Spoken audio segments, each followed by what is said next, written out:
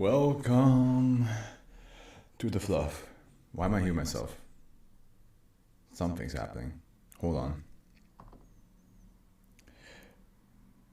Let's get this FPV thing going, am I right? Yeah. Once I find out why I hear myself. Which I have an idea why. Now it's gone. Yeah, there we go. Yeah. Okay. By the way, Jay, can you tell me if the music and my voice is perfectly balanced? The music should not overshadow me, and I should not make the music too quiet. The music is supposed to be like something like softly in the background, you know, add a bit of atmosphere.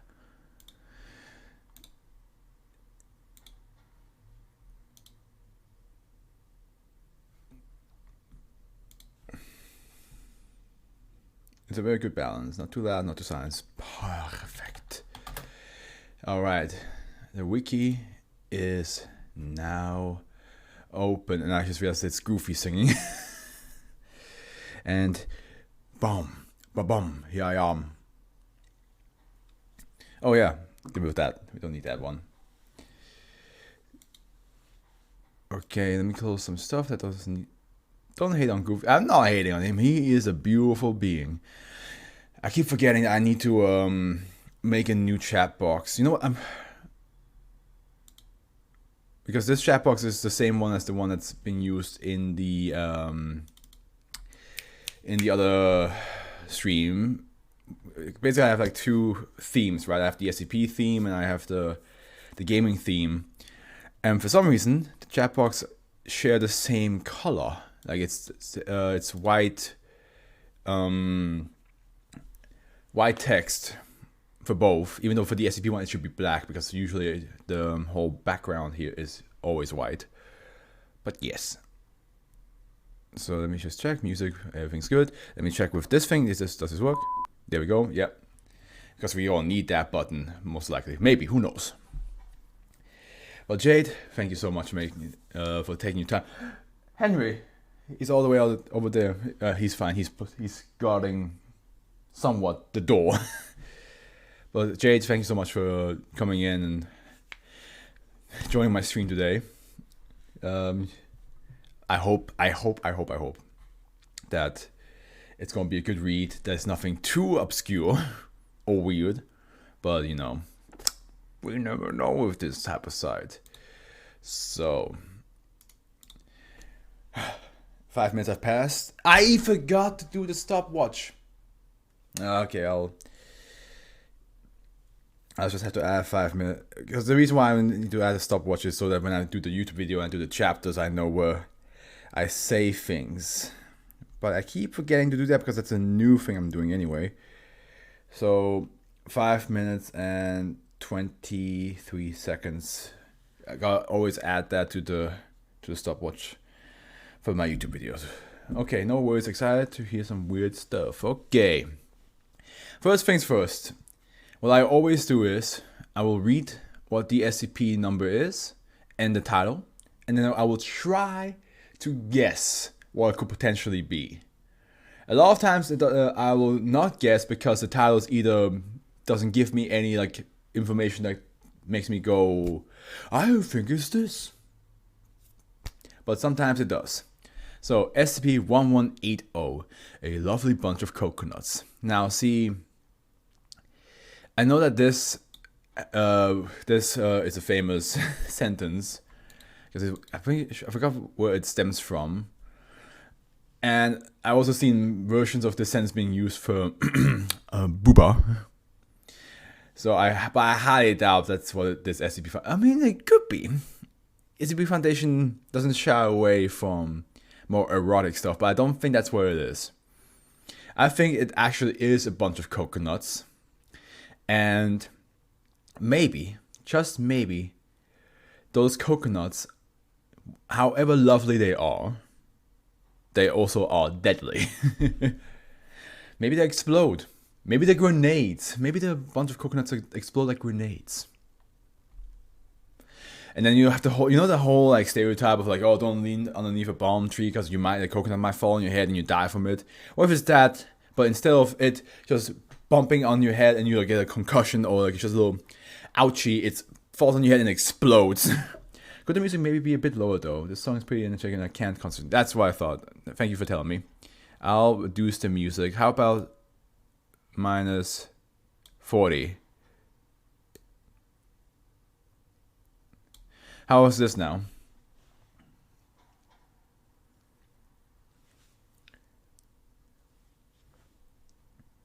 Yes, way better. All right, good. Like I said, the music is supposed to be like very soft in the background, so. But yeah, this is what I think that. Well, we have a bunch of coconuts. I was right with one thing. It is safe, which I could mean that maybe they're not explosives. Rating is pretty decent. Usually when they're really famous SCP, they are like above the 500 to close to 1,000. But at the end, as you know from me now, Jade, I don't really care about that stuff. I just want to have a good time. So let's read it. Object class, safe. Special containment procedures. A security camera has been mounted near the transplantation site. Wait, hold on a minute. There we go, a little bit more sensitive. Has been mounted near the transplantation site. Footage should be reviewed for changes on a weekly basis. Hard hats are mandatory for those working in close proximity to SCP-1180. All instances of fallen or new growth should be promptly reported to the head of botanical research. Description: SCP-1180 is identical in appearance to Cocos nucifera, the coconut palm. The anomaly was discovered when a research team was dispatched to investigate a local rumors of a possessed palm. And the police are out there. See, the police are already ready to find whatever SCP I'm reading about. Witnesses claimed that the plant would intentionally drop its sizable drupes. Is that how you say it? Drupes? On the heads of unsuspecting passerby. Okay, so I guessed right that it's coconut, and I guessed right that they, or at least I joked about it, falling on people's heads. That's two things. The specimen was found growing in relative isolation on a strip of shore less than 16 kilometers from the outer perimeter of Research Sector 09. SCP-1180 grows and fruits at the same rate as a comparable specimen of Cocos nucifera. The organism's only outwardly anomalous trait is a rattling or knocking sound that emanates from its fruits. These noises grow louder as the drupes reach maturity. Radiography results are identical to those of normal coconuts, so they make a sound. A knock. I don't know how. So far, that doesn't seem too bad. Like you just walk by a palm tree and the coconut just makes a little sound. That's like nothing too worrisome. Except that, you know, it also tries to aim for your head. It's like. Tests with human subjects suggest that the organism is equipped with an unusual adaptation for preservation and propagation. While the tree itself is vulnerable to damage, subjects instructed to open, crack, or otherwise damage its offspring experience a significant emotional distress. Wait, excuse me, let me read that again. While the tree itself is vulnerable to damage, subjects instructed to open, crack, or otherwise damage its offspring experience significant emotional distress. So the moment you try to open a coconut, you as a person just feel uncomfortable. You feel bad. You feel a sense of guilt. Maybe. Who knows? Maybe it's something else. Maybe it's just fear. Maybe the coconuts are eggs. Maybe the coconuts are eggs. Have you ever thought about that? Have you?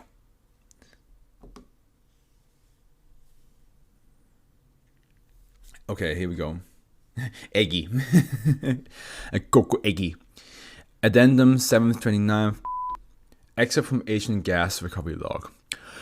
Research team equipped with suitable headgear meets with no accidents while examining the organism. A subdued rattling, described by recovery team as knocking sounds, can be heard issuing from inside the ravening raw coconuts. Excavated root ball densely packed with worms of unknown species. Okay, it has worms in it. That's delicious. Several days of observation have yielded similar results. Decision made to transplant the palm to Sector 09 grounds for further tests. Transplant accomplished without mishap. Addendum 8th, 9th. Access restricted to level 3 personnel or higher. Well, we shall click on it anyway. Okay. Oh, that's a That's a big chunk of new information. Subjects are provided with tools and instructed to remove the husk of a coconut, designated -1. So whenever you see something like this, like SCP-1180-01, there sometimes can be also a -2, a -3. That basically means that there are multiple things related to one SCP. So if you ever see something like SCP-5, you can be like, okay, so this is the fifth material that is connected to that one SCP and whatever it does or needs it to do so. Or it can also be that there's a clone or more versions of the same thing.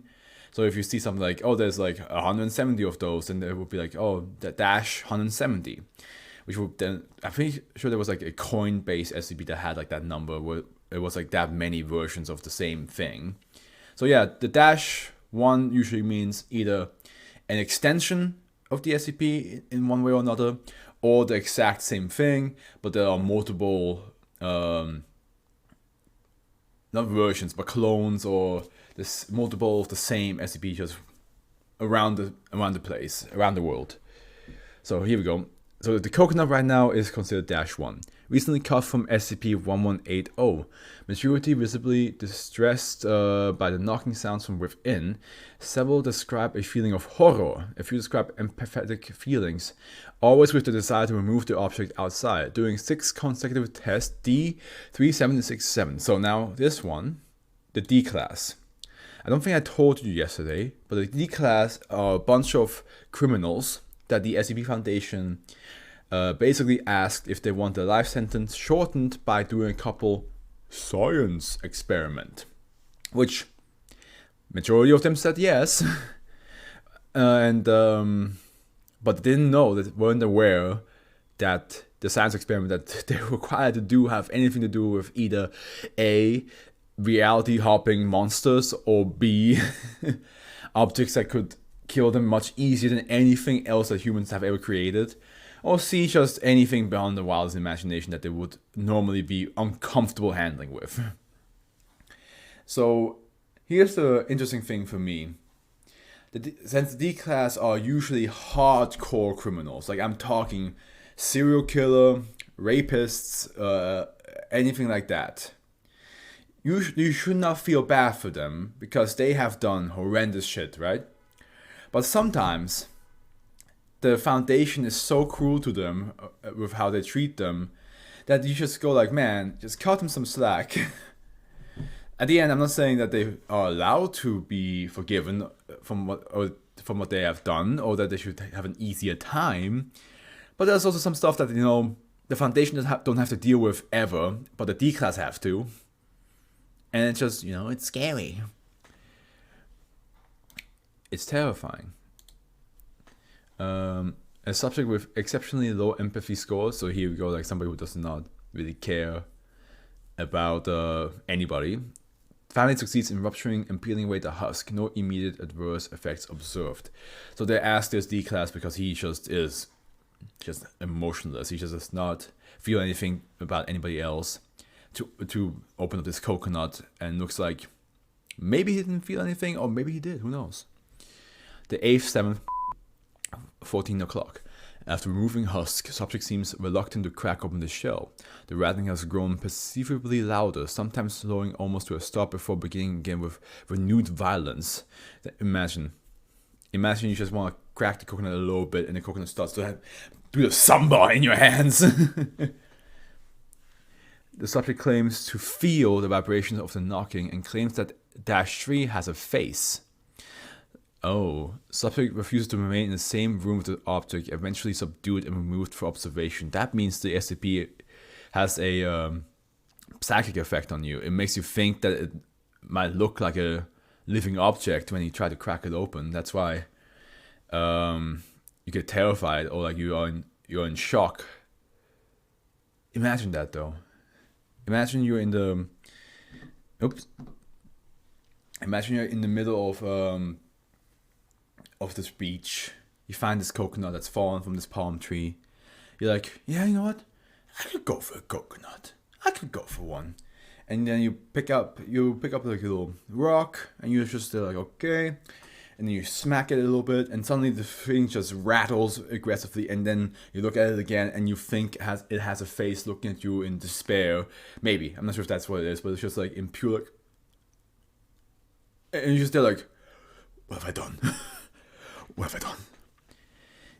You go to your friends, your family, and you're like, I've done something horrible. I struck a creature. Maybe, I wonder if the face looks like a human. Good thing I don't like coconut, I suppose. I mean, yeah, good thing you don't then, because then you will never think about opening one of these up. Unless you open one up for a friend of yours. 16 o'clock, other subjects are instructed to photograph and describe the reaction to dehusked specimen. All react with similar displays of reluctance and increasing uneasiness. D8084, another subject with significantly low empathy scores, instructed to crack open the already dehusked -3. Suitable precautions are taken by observing research team using a hammer. D8085-4 manages to split the fruit open, cracking it in several large pieces. The white meat appears slightly rotten. Kernel is otherwise empty. It's slightly rotten too. That is not. That's gross. 8th, 135. Why do I even? It only Jade, you don't understand. It only happens when I read SCPs that for some reason the number 4 and 5 get flipped in my head. Anything else I read, it never does that. Only when I read SCP logs do I say 35 instead of 34. I don't know what it is. I joked around before that the SCP Foundation has an SCP that just makes me switch those numbers for some reason. But I'm shocked. Every time it happens, I'm just flabbergasted. So, 134. New growths have appeared on SCP-1180, apparently in place of those removed for testing. None of these specimens have been observed to rattle. 8th, 9th, 450. D8084's body discovered standing rigidly upright in the center of his cell. The corpse had been decapitated, site of injury is wrinkled and puckered. Cause of trauma undetermined. Head of D8084 not yet recovered. Oh shit. Oh. Wait, hold on, guys. Theory time. What if the head or the face that people think they see on the coconut is the face of somebody that successfully cracked open one of the coconuts before? Because now we have one of the D-class that successfully cracked the coconut fully open, and his head is gone. His head is just gone. And his body is standing still in the room without a head. What if that's what it is? Or any person that attempts to basically crack open this coconut gets, because I'm not sure if that's possible to have that many coconuts rattling. If not everybody can open them up successfully, you would have to have very low empathy all the time. So maybe it's not only just cracking it open, but also just what was it again? The husk, also removing the husk, maybe. Who knows? But that might be a theory of what this coconut thing does. Addendum A14th. The largest instance of the new growth, designated -8, now measures 110 millimeters, so 11 centimeters in diameter. Caretakers have reported knocking sounds coming from inside the husk. Okay, I wonder. So that's all we get to know. That's all we get to know about this one. All right. Well, that's the first one for you, Jay. That's your first SCP that you ever read or heard about. that has not been made into a video. I think at least. No, I don't think anybody made a. It was a special.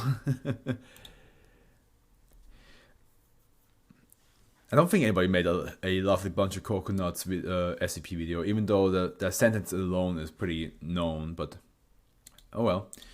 Here we go. Interactive kaleidoscope. See, now that's one of those titles where I'm like, what could the anomalous thing be? But I'm having a good time. That's what counts. What could be the anomalous? Because isn't almost every kaleidoscope interactive? Because you have to like do it. Wait, I'm not thinking of anything wrong, right? The kaleidoscope. Yeah, it's one of these, because don't you yourself have to like turn it? So isn't that already considered interactive to begin with? So what could this SCP be?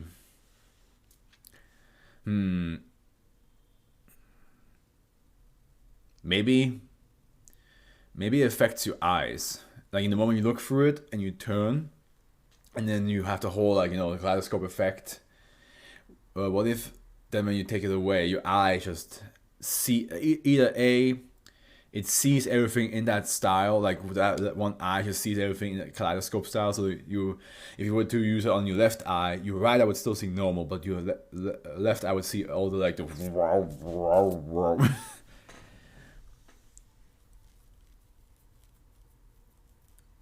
maybe that's what I'm gonna guess for. Oh, this is a lower rating than the previous one, and there's a whole bunch of extra stuff here. So let's see what. It's another save. 2 saves in a row. Site 916 is situated 100 meters from the northern edge of SCP-1181. Patrol teams monitor the perimeter of SCP-1181, and any civilians that come near the perimeter of SCP-1181 are to be escorted away by personnel posing as game preserve rangers. An ultrasonic deterrent device is to remain active near the center of SCP-1181 to prevent activation. The device's full strength range is 300 meters and weakens until ineffectual at 500 meters. The ultrasonic deterrent and its backup generator is to have a daily maintenance checks to ensure it is functioning properly. But what about the ratings again? That's basically how many people read this and gave it a plus. I like it. So usually whenever it's rated like this, it could mean it's a bad one. But I also found a lot of SCPs that were rated super low and were actually really good. The thing about SCP Foundation, or the SCPs in general, is because there's so many that some just don't get read, So there could always be a little hidden gem. All staff working within the range of the ultrasonic deterrent are to be equipped with sound negating equipment. Site 916 also contains -1, which is kept in secure containment room 916-4 for low-risk objects. Access to -1 is restricted to level 4 personnel and above. Okay, here we go. Description: SCP-1181 is a circular clearing 2,048 meters in diameter in a forest located in a game preserve in Redacted. When a living animal or a portion of a living animal passes through the center of SCP-1181, SCP-1181 and its barrier activates. No other animal will be able to pass into SCP-1181 from the outside, and any other animal inside SCP-1181 when it is activated will not be able to leave until SCP-1181 is deactivated. Oh shit, is it going to kaleidoscope the animals? Because it's a circle, right? And then they cannot enter, they cannot leave. Is it going to make them look all like funky? The outside of the barrier of SCP-1181 is impenetrable until SCP-1181 is deactivated. The barrier is a sphere surrounding SCP-1181. The barrier cannot be sensed except by touch. The sensation is described as similar to touching cold glass. It also cannot be detected by any known instruments. Any object present on the perimeter when SCP-1181 is activated will be split apart either side of the perimeter. Any object present on the perimeter when SCP-1181 is activated will be split apart. I see. So if you're in the middle of that circle, let's just say a dog is in the middle of that circle, it will get split open like that. Okay. Once the activator moves a random distance between 2 and 8 meters from the center of SCP-1181, 3 other exact copies of the activator will appear around the center of SCP-1181, facing outwards from the center, arranged equally separate from each other, 90 degrees apart. Each of the 3 copies will move identically to the activator. If the activator continues to move away from the center, it and its copies will be copied again at random distance from the center. The 3 additional copies will appear around a 0.1 meter behind the activator or copy. So far the kaleidoscope effect seems to be happening with the activator itself, not with what is in the circle. Should any simultaneously created copies occupy the same space, the bodies will be fused together. The fusing results in rapid expiration of these copies. If a newly created copy occupies the space of the activator or an already existing copy, the newly created copy will be spawned, missing the portion of the body where the existing occupant of the space was, usually resulting in quick, if not instantaneous, death from blood loss. I think that was a bit convolutedly written, because I think I understand what it's trying to say, but at the same time, not quite. Living fused and or mutilated copies and copies that block each other paths will still attempt to the best of their ability to mimic the activator's movement. If the activator or its copies touches the inside of the barrier of SCP-1181, they will begin to combust. If the person or a copy on fire is copied, they will spawn copies that are also aflame. Tests with D-Class personnel asked to touch and describe the physical texture of the inside of the barrier have so far been inconclusive. We probably need some test logs down here to fully understand what's going on. SCP-1181 will deactivate if the activator passes through the center point a second time or dies. Should the activator die, all the copies, and any remains will disappear. Should the subject pass through the center for a second time, all copies and any remains of the copies will disappear, and any injuries the activator sustained will be healed. There seems to be a lot of repetition happening here, especially with the word copy, which is kind of ironic that the word copy is being copied. Recovery log. SCP-1181 came to the Foundation attention when a local hunter reported a swarm of butterflies thick as a cloud in the preserve. When the barrier was discovered, temporary containment protocol 76 Cherry was initiated. The swarm was monitored for several days by Foundation personnel before it disappeared. Upon discovery that the barrier had disappeared along with the swarm, the area was investigated. During the investigation, Agent Havelock activated SCP-1181 and died shortly after.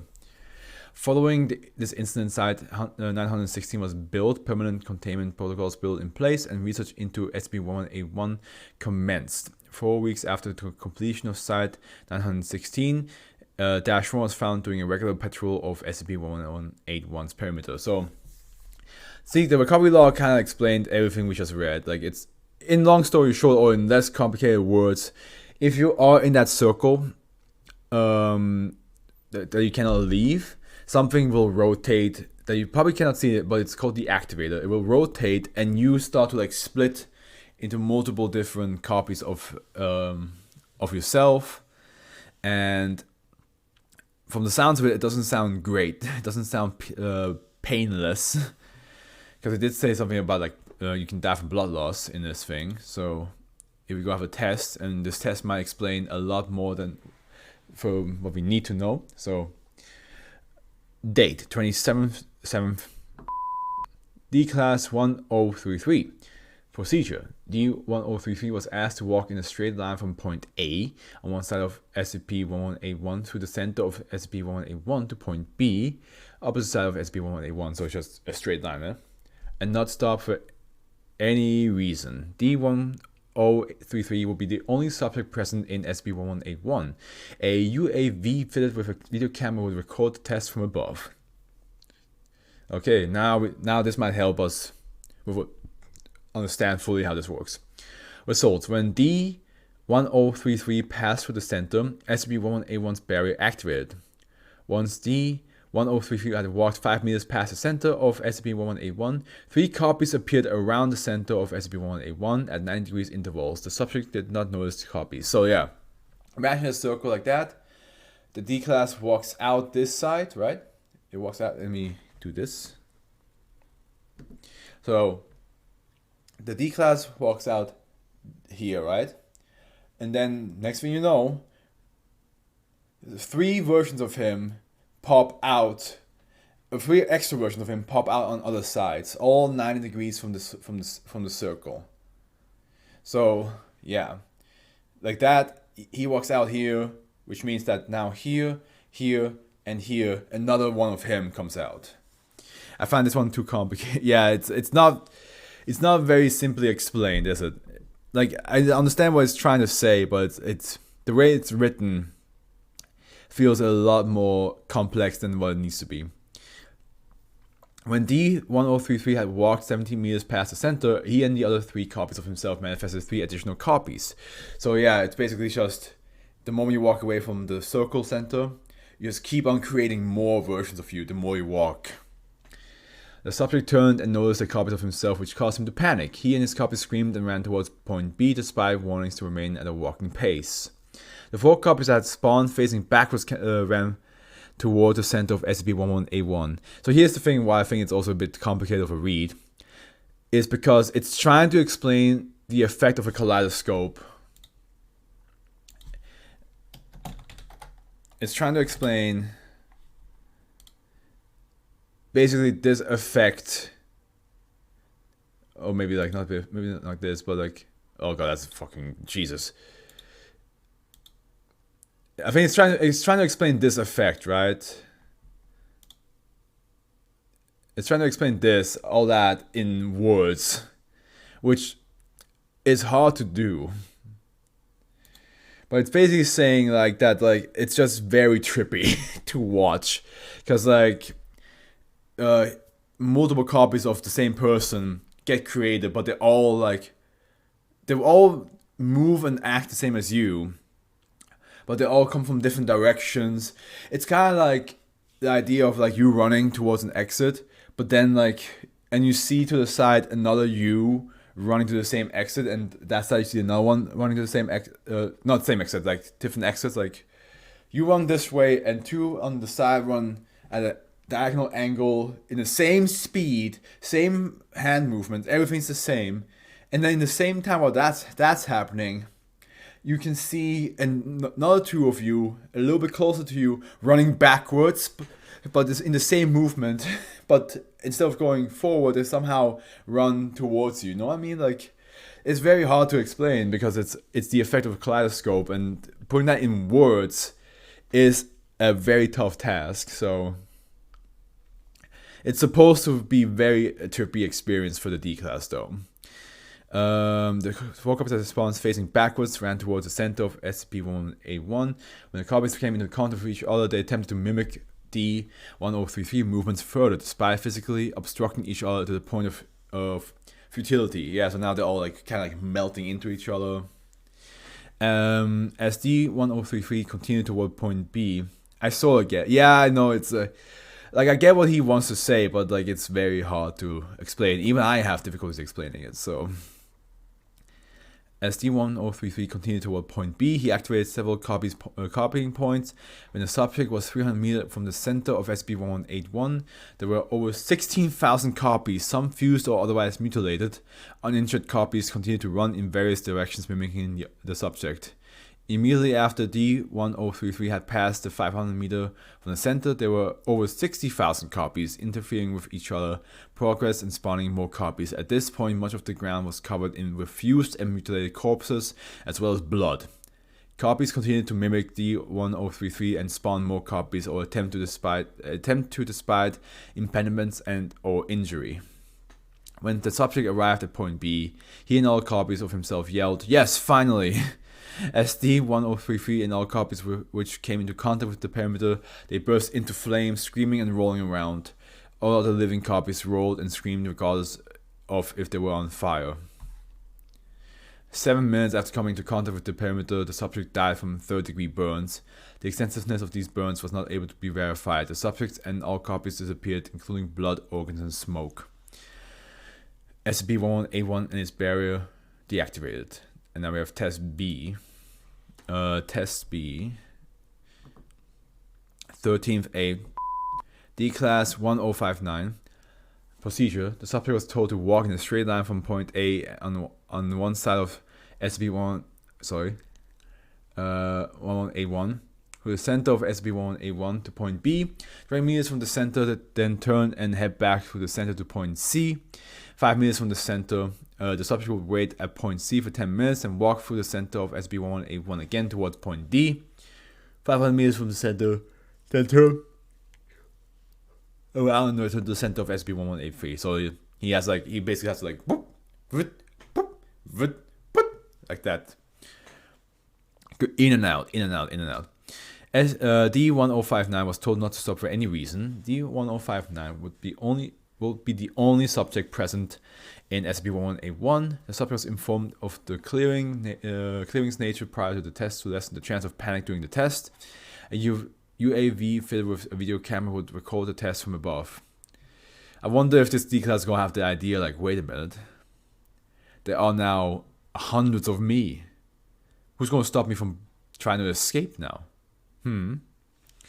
There's more of me than you. Although I guess he cannot get out because the barrier would activate. But maybe, I'm just saying, he might have the idea. After activating SCP-11A1, D1059 moved to point B, facing 4. Being forewarned, she did not panic when she saw the copies of herself. Although she was visibly startled, the subject then turned and walked towards the center of SCP-1181. 2 meters from the center, D1059 began to struggle through the scrum of her copies as she made her way to the center. Oh yeah, she has to push past herself. You're the only one that stops yourself. After 2 minutes, all the copies of D1059 disappeared. SCP-1181 deactivated. D1059 was seen crawling towards point C, where she waited for 10 minutes before walking through the center point towards point D, reactivating SCP-1181. Upon reaching point D, the subject turned and headed towards the center of SCP-1181. What? D1059. You are your worst enemy, exactly. Was 250 meters from the center of SCP-1181. She ran into resistance from her copies and her progress towards the center slowed. 5 minutes later, visual confirmation of D1059 was lost in a pile of bodies 50 meters from the center. 4 minutes later, D1059 and all her clones disappeared and SCP-1181 deactivated. D1059 presumed suffocated. Okay. Analysis of the test. Study of the UAV recordings of subjects interacting within SCP-1181 show SCP-1181's radial symmetry. Any one quarter of SCP-1181 is identical to the other 3, no matter how many copies there are or how they are moving, despite mutilation, pileups, blood, etc. So far, it seems that nothing can be done by the subject interacting with SCP-1181 to ruin SCP-1181's perfect symmetry. And then analysis of -1. Description: -1 is a large stone tablet with an inscription chiseled into it. The type of rock was consistent with a local geology. The language of the inscription is not known. It says, decoded inscription. For such a thing to be created without means to destroy it, it can only be unforgiving maliciousness, unforgivable stupidity, or perhaps both. I will never know. The symmetrical plague enveloped the planet, but for the mountains, valleys, and seas, each hemisphere are identical wedge of swarming, redacted, with the source of it as its polar center. The source only a point in space with nothing to identify it or give warning. The planet was abandoned, but there was nowhere to go, and the cold cradle of black space could not be our home. In our calm, silent despair, we elected to spend our last days in the pursuit of hope, a hope that was both for ourselves and not enough for ourselves. With what was salvaged, we did what we could. May this barrier serve you well, or God help you. Or God help you. Well, the barrier did not serve me well, my good friend. It did the opposite. It created a whole bunch of me's. And then after a while, burned me as well.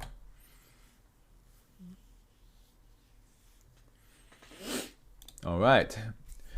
Clockwork octopus.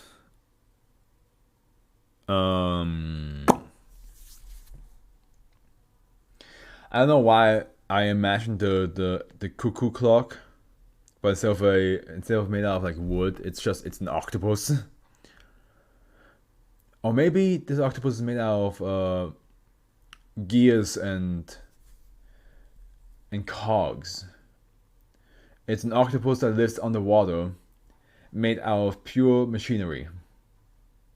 It acts and moves and does things like a regular octopus, but it's made out of pure machinery. And it's very not a safe. The third safe in a row. SCP-1182 is essentially harmless and is thought to be contained in a standard locker because of the object's unique mental effects. Use of it is not permitted unless at least one level 2/1182 clearance staff member is present. Okay, so it's a harmless thing. Okay. Description: SCP-1182 is a small octopus sculpture approximately 171mm in length and 76mm in breadth, weighing 312 grams. So it's 17 centimeters in length and 7.6 centimeters in breadth. It is constructed from a combination of wire, copper, and titanium alloy. The head of the octopus contains a clockwork contraption that serves no documented purpose. When held by a subject, who will henceforth be referred to as -1, SCP-1182 and -1 become effectively invisible. SCP-1182 causes the subject to camouflage perfectly with the surroundings. Because octopus are known to do that. They're known to camouflage. The sculpture causes an as of yet unexplained reaction on -1's pigmentation, giving it the properties of an octopus in disguise. This also means that the subject can only achieve full invisibility while naked, as the effect does not extend to clothing. The camouflage is significantly much better than that of a common octopus, as -1 blends into the point where it is impossible to distinguish their position. If SCP-1182 is released, the subject appears to blink back into existence. You're just naked in a cafeteria because you wanted to steal some food, but then you put the octopus down and just be like, oh, let me just grab it with both of my hands, and you're like, boom.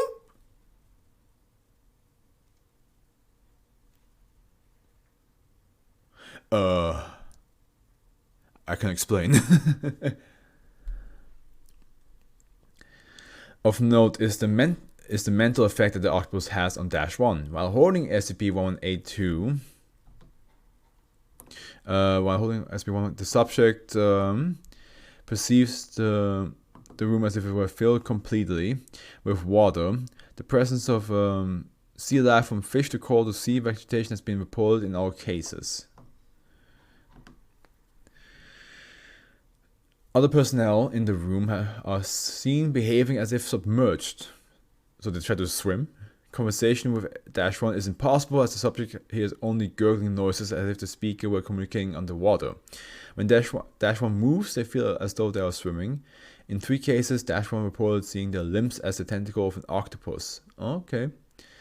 SCP-1182's effect, both the camouflage and the hallucinations, only work if the octopus is in contact with a subject's skin. Tests involving holding the object through a glove and similar materials have yielded no results.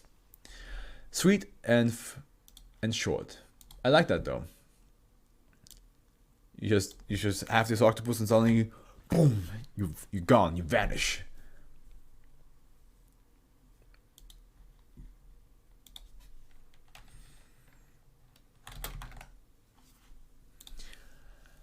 Piles of everything.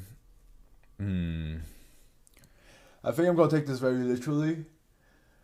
It's literally just a pile. Gotta stretch.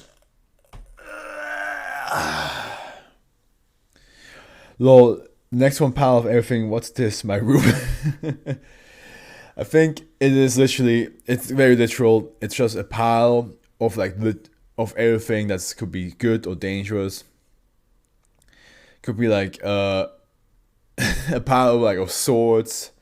Then next to it is a pile of guns. Next to it is a pile of cakes. Next to it is a pile of shoes. Because it does say piles, so it's multiples. And maybe there's like a little like void above it where it just keeps on dropping more and more of said material. Hey, first Euclid, and look at this picture. Let's read this thing first, the special containment procedures. The airspace in a 25-kilometer radius around SCP-1183 is designated a no-fly zone. Any unauthorized aircraft or seagoing vessels entering this radius are to be informed that they are entering a military exclusion zone. So Euclid means that, so you know how we had safe before? Safe means that the SCP, like, it can be contained pretty easily because you have to actually either A, activate it on purpose, or B, the effect it has is just harmless. So like with Clockwork Octopus, it's safe because you actually have to hold it to activate the effect. With Interactive Kaleidoscope, you have to walk into the area to activate its effect, so on and so forth. Euclid, on the other hand, means that it's something that maybe the Foundation don't have as much control over. And if it were to be contained, maybe sometimes it can break out. Maybe. Because you either don't know how it fully works, or maybe it has like an effect that occasionally randomly happens. It's something beyond its Foundation control. Euclid are basically any SCPs that are much harder to keep in check compared to safe. While Keter are the ones that are usually very dangerous to humans. Could also be dangerous to the world itself. Usually it's like something that like spreads or something like that. But yes, that's Euclid just means it's a bit more tougher to contain it. There are still some unanswered questions because it just has because maybe they just couldn't experiment all of the things with it, or it can break out of the containment sometimes. Aircraft or vessels which do not need heat this warning are to be intercepted and detained. The affected area of SCP-1183 itself is not to be entered within 2 hours of its expected manifestation events. Observers are to promptly report each new manifestation. If manifested subjects present a significant threat to health or safety and cannot be contained, site personnel are to evacuate the sea until the next manifestation occurs. Personnel are not to consume food or beverages manifested by SCP-1183, so it can manifest food as well. SCP-1183, after manifesting a bison skulls on 18. So this is a pile of bison skulls just being manifested out of nowhere. Can you imagine? Imagine you're just having a stroll, having a casual stroll. You're sitting there chewing a bubble gum, just enjoying the view, and next thing you know, a massive, and I'm talking massive, probably like the size of a house, pile of bottles, for example, just manifest in front of you, like pfft. You'd be like, they're like,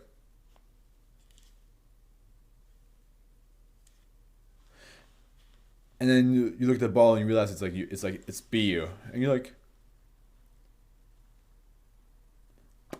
maybe I'll just take one and have myself a little sip.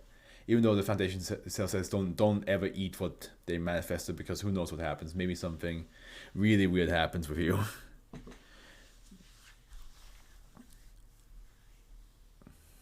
So, description. SCP-1183 is a remote island in the South Pacific, 18 kilometers long by 8 kilometers wide, located at coordinates south, west. Oh, this is a birthday gift if I asked one. Every 126 hours and 14 minutes, SCP-1183 manifests a pile of objects covering up to 85% of its surface. 85% of a 18-kilometer long and 8-kilometer wide island.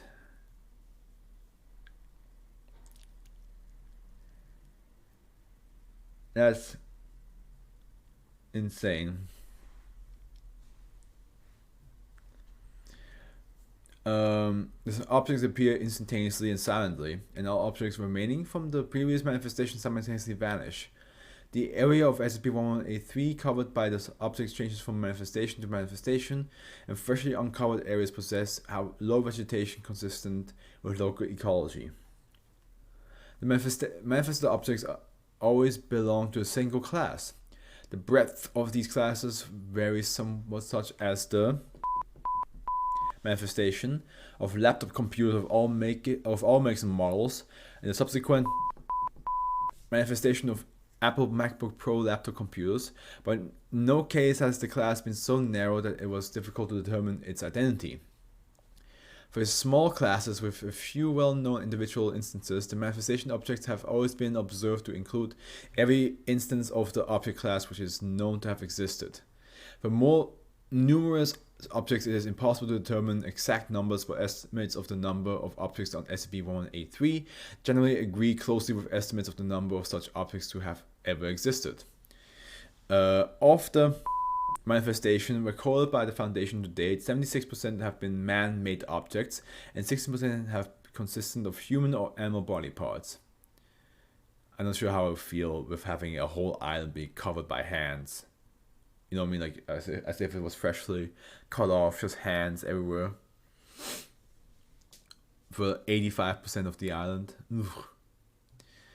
Objects manifested by SCP-1183 appear normal in every way, while they remain and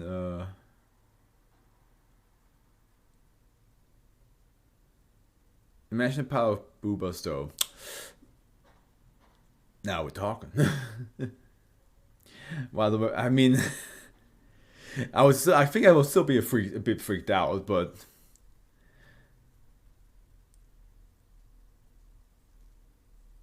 I'll be intrigued.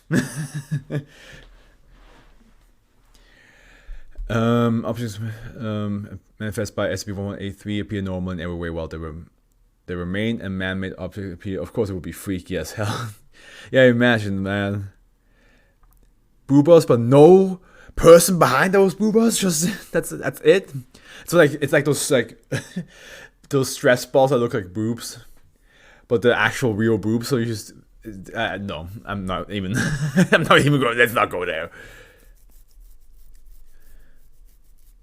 Now, a pile of anime waifu come to life.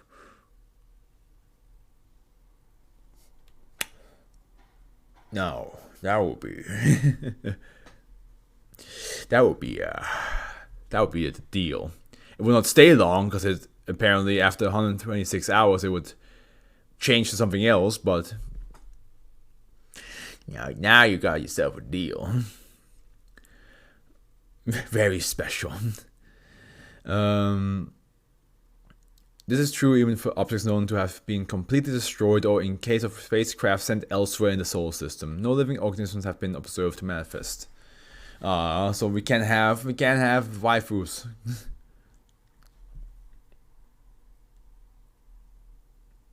My lip is acting up. Date. Objects observed: Bibles. Due to the wide variation in size of individual copies, estimates of the number of Bibles present range from 3 billion to 6 billion. God damn. The power was searched for early copies of potential historical significance, but given the number of copies present, an exhaustive search was not possible. The earliest copy located dated to 1607. For 100. That was just Satanists wanting to burn Bibles. I was about to say that island is like the most holy ground ever for I think 5 days. No, 126 hours is more than 5 days, right? Because 72 hours is 3 days. So 96 hours is 4 days. 120 hours is 5 days. So 5 days and 6 hours. That island was the most holy place you can get, because it's just full of Bibles. Date. I'm not gonna do the beeping sound because all of the dates are blanked out. So we're just gonna leave it at that.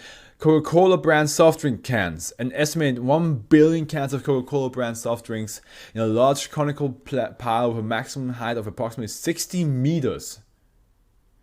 Laboratory mice given only this solid drink showed no ill effects until the next manifestation, after which they quickly expired. Based on this result, eating or drinking materials manifested by SCP-183 is prohibited. So in the moment you eat whatever the SCP creates, and then it changes to something else, you die. You perish. You unalive yourself. Fireworks? What's the occasion? Saturn V launch vehicles. All 15 flight-ready Saturn V launch vehicles observed laying side by side on the ground, fully assembled and fueled. The vehicles were extremely cold due to cryogenic fuel, and SCP-183 was evacuated after initial investigation due to concerns of potential explosion. Human left ears. Oh no. Oh no. An estimated 1,200,000 kilograms of left ears are present.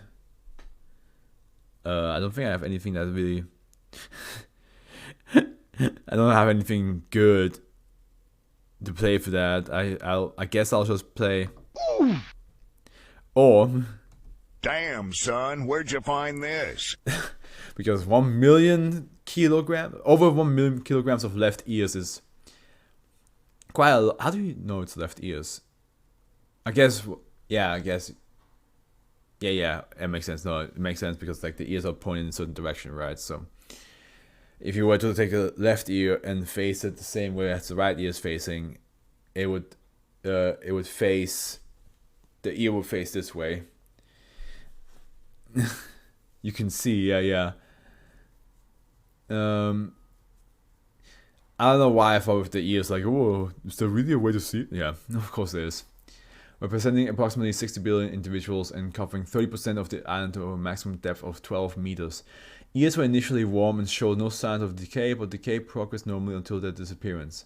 DNA analysis found normal human DNA representing individuals of a variety of races. Now my question is, does it take ears from existing human beings? Because that's a lot of ears. 60 billion ears is just like gone. I doubt that. I guess it's from the past, maybe. Unknown. The previous manifestation disappeared as expected, but no new manifestation was discovered. It has been suggested the manifestation may have in fact occurred, but the object or objects were small enough to, or inconspicuous enough to have escaped notice. It could be bacteria, or like a whole certain type of bacteria. British castles. Every known British castle was represented, along with 5 unknown castles which may represent previously destroyed instances. The castles were arranged haphazardly within the affected area, but were situated upright and on the ground. Furnishing were not present. Croissant. A pile of croissants 80 meters high at the highest point, covering 6 square kilometers of SCP-1183. Estimating the number of croissants was complicated by the presumed heavy compression of the lower layers by the weight of the upper layers, but the average of the estimates was 126 billion croissants. I want a pile of croissants. You would. I mean, with 126 billion, if there's a way to keep them fresh, you would never have to buy croissants ever again in your lifetime. You could feed an entire continent with those amount of croissants.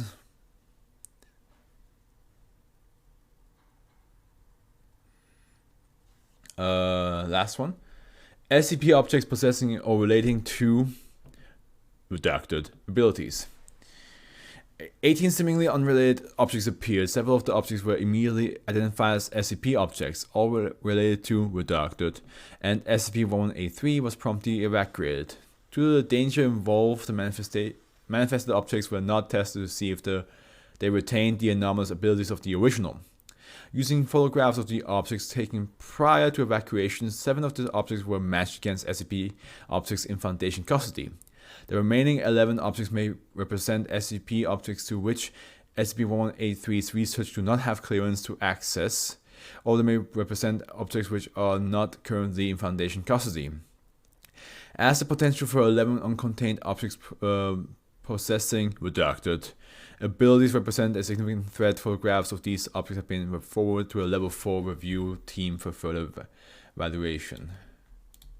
This one was a fun one. I like this one. Piles of everything was fun.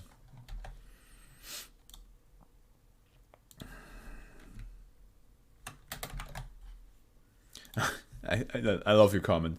I want a pile of croissants. Just the idea of you just salivating of having a whole pile of these things. Oh my god, you know what? I'm not gonna do the stopwatch because I completely forgot to even click on this stopwatch again. Every single time I forgot to click on it, so I need to remember that for tomorrow. Croissants are good. Yeah, of course they're good. I'm Swiss. I know how good they are. We get some French croissants sometimes. Those things are molto bene, muy magnifique. And let me just answer my friend.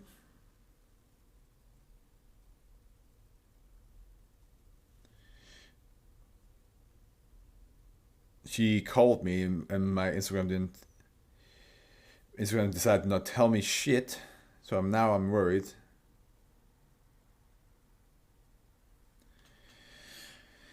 Don't you love when you do something and then you look at your phone and you see missed phone call and you're like, shit. Well, I hope she's okay. It took her a while to get home. It could also be that she just accidentally called me. She did that before. SCP-1184. Once we read this one, we are at the halfway point, and it's called Truth. Now, see, this is an SCP where I'm like, what could I guess with this? Also, after this one, I'm gonna get myself my monster energy because I'm planning to do an all-nighter today anyway. I just want to stay up all night and just, watch stuff and game.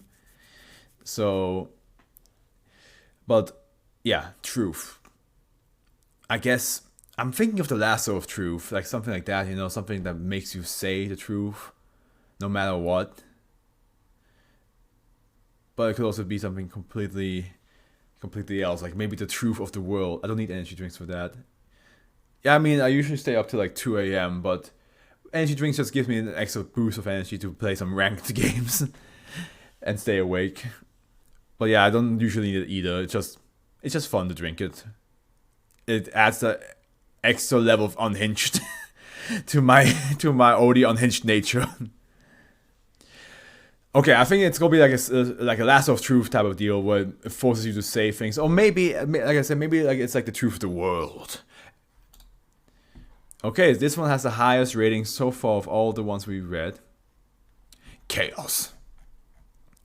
Exactly. So, save again. SCP-1184 is stored in a secure locker at site. Access to SCP-1184 requires Level 4, Level 5 authorization and complete test script. While SCP-1184 is in use, no fewer than 2 armed guards wearing purpose-built soundproof headgear with an external audio feed and recording hardware, and thus able to hear the test without being subject to SCP-1184's effects, will monitor the test to ensure that the script is followed. Any deviation from the script will result in detainment or termination. SCP-1184 appears to be a simple gold ring in the style of a wedding band and engraved with the word Veritas, the Latin word for truth, on the inside of the band. It's gonna be like the ring of power. You just put it on and you just like SCP-1184 has an unusually high density of 21.2 grams per centimeter cubed, higher than almost any terrestrial material, and thus the visible gold surface is believed to be plated over another possibly exotic material. Only non-destructive testing has been permitted on SCP-1184 to date, and therefore the composition of its interior cannot be verified. While wearing SB184, everything the wearer, henceforth known as a speaker, says is accepted as the absolute truth by anyone able to hear and understand them, henceforth known as the listeners. Oh no, this... Speaking of chaos, now this is something that would be... Oh no, I imagine like the worst type of people having this on. Trump, for example. I have the best poll. Well, yeah, he has the best poll. I'll keep going. Simple, easily accepted trans statements are taken as face value without apparent surprise, as with instructing D-class personnel that they will in fact receive a full pardon at the end of the month. Statements which are clearly at odds with reality, such as, I know this looks like an ordinary ballpoint pen, but it is in fact the nuclear aircraft carrier USS Enterprise, may create a significant amount of cognitive dissonance depending upon the listener and situation. Yeah, just to tell you that I missed the train.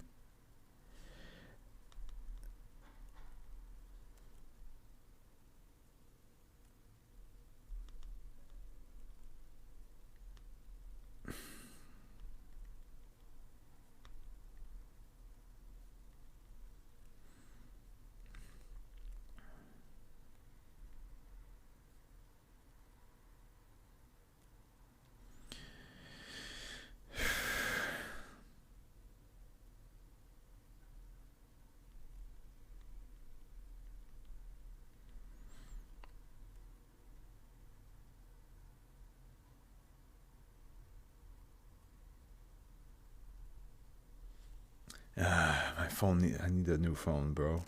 So, sorry, where was I? Listeners have been observed reacting to impossible statements in several ways. 1. Simply accepting the statement as fact without regard for its impossibility. Listeners told that the pen is an aircraft carrier and exhibiting this reaction subsequently identified the pen as an aircraft carrier without appearing to find this fact remarkable. This is by far the most common reaction, and most test subjects never seem to notice anything unusual no matter how impossible the beliefs are. Inventing sometimes quite elaborate confabulations to explain away the impossibility of their beliefs. Listeners exhibiting this reaction may invent fantastic stories involving shrink rays and disguised generators to explain how the ship came to resemble a pen. Oh yeah, of course, it absolutely makes sense that this pen is a nuclear aircraft. It's a nuclear aircraft carrier. It absolutely makes sense. Because I'm pretty sure the government has created a shrink ray and some way to like disguise the look with a holographic matter. I am pretty sure that whatever you say, I should take at face value and I should not at all do any research behind it. Why does it sound like any entrepreneur on the internet that just says something and everybody's like, yeah, that makes sense. Yeah, of course, totally. And then most of the time they just say the most horrendous stuff, and you're like, why would you believe what they say? Fact check, please. Or 3, very rarely, listeners may conclude that the failure to properly perceive reality is their own fault.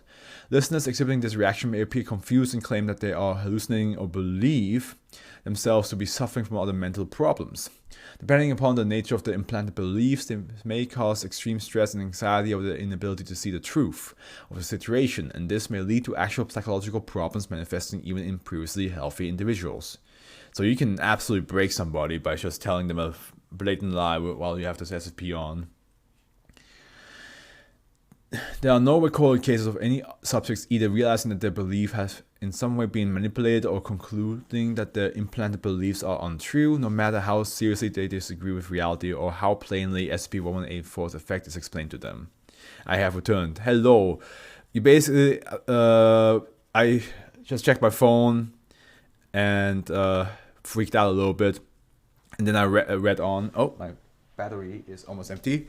Basically, what the SCP, what they explained is whenever you say something that sounds really wild, like it should not be taken as a fact, said person that listens to you will have 3 reactions. Either they will just accept whatever you said, or they will make up a reason how whatever you said can be seen as the truth, or they will think that whatever you said doesn't make sense to them, but that is then their own fault, that they might just be psychologically inept to do so, and think that they need to improve themselves.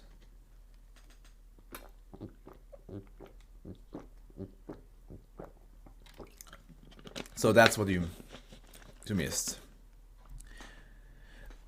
Despite being absolutely convinced of the truth of statements heard under the influence of SCP-1184, listeners remain able to accept future changes. Yes, Hydrate, I am. I am indeed. Especially after I had the anchovies pizza. That shit is gonna make me thirsty.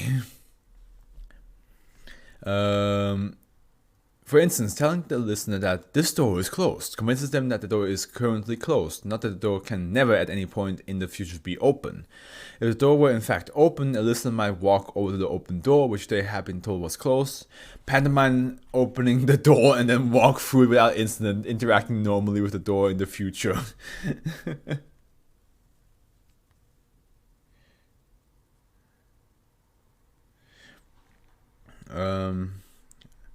I would like that.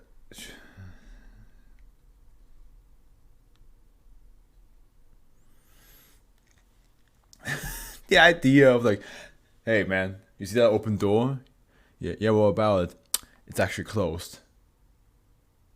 Yeah, you're right, it is closed. let me just quickly open it. There you go. SCP-1184's effect only manifests when both the speaker and listeners understand the language being spoken, and listeners are hearing the sound directly from the speaker's lips. In particular, the following situations have never been observed to cause any anomalous effects to manifest. This ring is a dangerous superpower, I would say. It's just pure manipulation. It's basically like the Purple Man from Marvel, where like whatever he says, you have to follow. When he says like jump off a bridge, you're like, yeah, of course, and you just do it. So it's kind of like that. A speaker reading an it's Purple Man. He's a villain, where like whatever he says, people will follow, and it's usually, of course, very very brutal demands. Like if he were to say kill yourself, then the person will do it. Unless they have very strong willpower, then they probably won't. A speaker reading an unfamiliar foreign language phrase to native speakers of the language. A speaker silently communicating with deaf listeners via mutually understood sign language. A deaf listener lip reading the speaker's words. Listening to the speaker indirectly via any sort of electronic sound reproduction, whether in real time or recorded. Attempts to utilize SCP-1184 for its beneficial effects have been hampered by the fact that it also affects the speaker, who will become equally convinced of the truth of their statements. Well, that's not ideal. You there, with her ring on. You there. Did you know that the sky is green? Yeah, you're right, it is green. Oh yeah, I am right, it is green. It's like, wow, when did that change? This has proven to be true even in the case of speakers who cannot hear themselves, as even complete deaf speakers, unlike deaf listeners, have proven to be subject to SCP-1184's effect. That is problematic, as no means of directly using SCP-1184 without being subject to its effect has yet been discovered.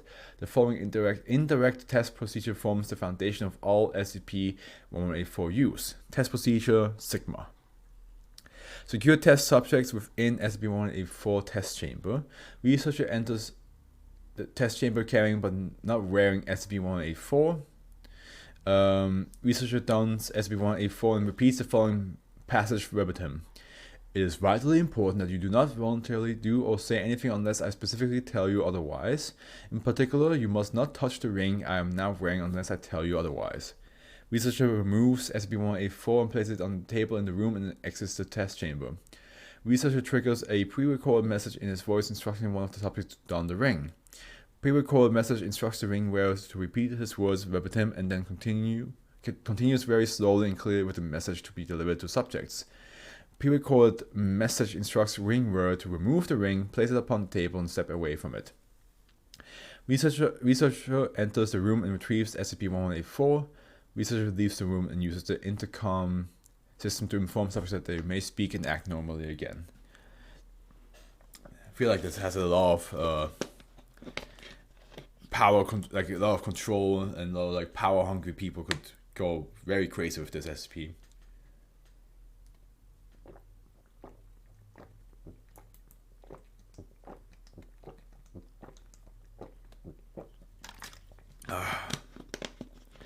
When properly followed, this procedure results in all test subjects being implanted with the desired beliefs without adversely affecting any SCP personnel. Strict adherence to the procedure is essential, as mistakes can and have led to loss of life or breaches of security in particular. In particular, the word voluntarily was added to the test protocol after a subject apparently decided that do not do or say anything meant that she could not breathe. Do not do or say anything. The requirement for a pre-recorded speech was instituted after several incidents of lobbed lines by researchers. The consequences of these mistakes were generally relatively minor, but in the most extreme cases, data expunged. The initial speech of the test subject must still be given live by the researcher for SCP-1184 to function, and thus has been kept short to minimize the chance of mistakes. The test subject wearing SCP-1184 remains a weak point in the process, as any misunderstanding or mistake in repeating the pre-recorded speech words can result in the wrong message being delivered. The SCP-1184 test chamber is equipped with an airtight door, separate ventilation system, and hydrogen cyanide gas canisters for this eventuality. During Incident -7, Dr. Then the head researcher on SCP-1184 deliberately deviated from his test script, instructing the D-Class personnel to data expunged, and using SCP-1184 to force everyone else he encountered to assist him with his plan. There we go. See, that's the problem. If you're power hungry and you want something done, that ring is gonna make it happen. Unless you're somebody who doesn't speak his language, you're kind of screwed. Over the course of his escape attempt, Dr. I had my audio thing on the whole time. I'm sorry about that. I was saying that this is exactly the problem that I was talking about.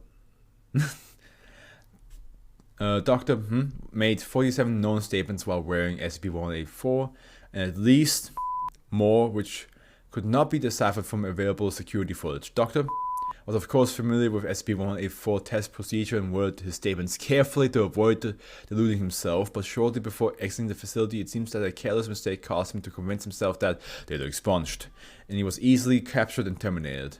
His final statement was inaudible in security footage, but the leading theory is that he stated something to the effect of data expunged, upon realizing that the site had gone on full lockdown, thus rendering himself helpless. After careful psychological screening and review of security footage, many of the staff affected by Incident 7 were eventually cleared to return to active duty. The affected D-Class personnel were reducted. The current Level 5 approval and armed guards requirement were instructed in the wake of this incident. History. SCP-1184 was discovered in a mental facility after reports of strange incidents came to the Foundation attention. A Foundation team discovered SCP-1184 being worn by a patient known only as the King of, being waited upon hand and foot by doctors, nurses, and other patients. The patient's true identity is unknown, as his name, badge, room identification, and all medical records consistently refer to him as the King of. All doctors, nurses, and patients in the facility suffer from a wide range of delusional beliefs concerning him. The Foundation team charged with investigating the incident quickly fell under the King's power. Oh boy. A backup team with soundproof headgear was able to neutralize the King and his Sycophants ultimately determined that the gold ring he wore was the source of his unusual power. Interrogating the king regarding SCP-1184 power proved futile, as the repeated careless use of SCP-1184 had left him deluded about his history, location, and identity. So he himself believes that he's a king as well, because he probably said that as a lie to be treated as such. And then, yeah, as we know, the ring also affects the speaker, so he was himself was like, yes, this is who I am. Given that SCP-1184 was involved in at least one unauthorized use and may have been used on any of us before, during, or after that incident, there's no way for us to truly verify our facts. We believe that Dr. was undone by a careless misstatement, captured and ultimately terminated. We believe that we are still in possession of the genuine SCP-1184 and not a worthless replica or merely an empty locker. We believe that we have brought in unaffected individuals from other Foundation sites in order to verify these facts. We believe that they have done so. We believe that we are researchers working for the Foundation. We believe that we show up to work every day and study various objects, including SCP-1184. We believe that we have homes, spouses, and children, but we have no means of determining, even in theory, if any of these facts are actually true or merely delusions instilled by a user of SCP-1184. Doctor. That's very true. Whilst people wore the ring, you have no idea if your thoughts right now are genuine or not. You don't know. You have no idea. Like it could have been that somebody just made you think that forever, and that's what you think is the truth.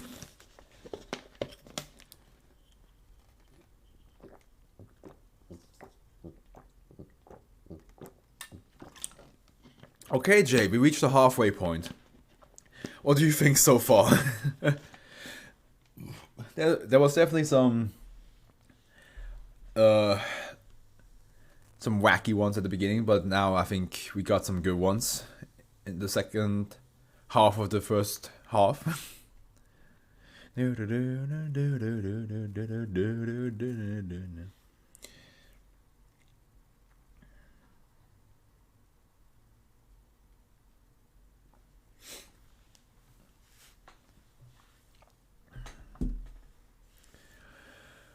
Ooh, your stomach. Some are fun, some are tadpole. Yeah, that happens. That happens. You will always find some really good ones and some less interesting ones, especially with 7,000 of these.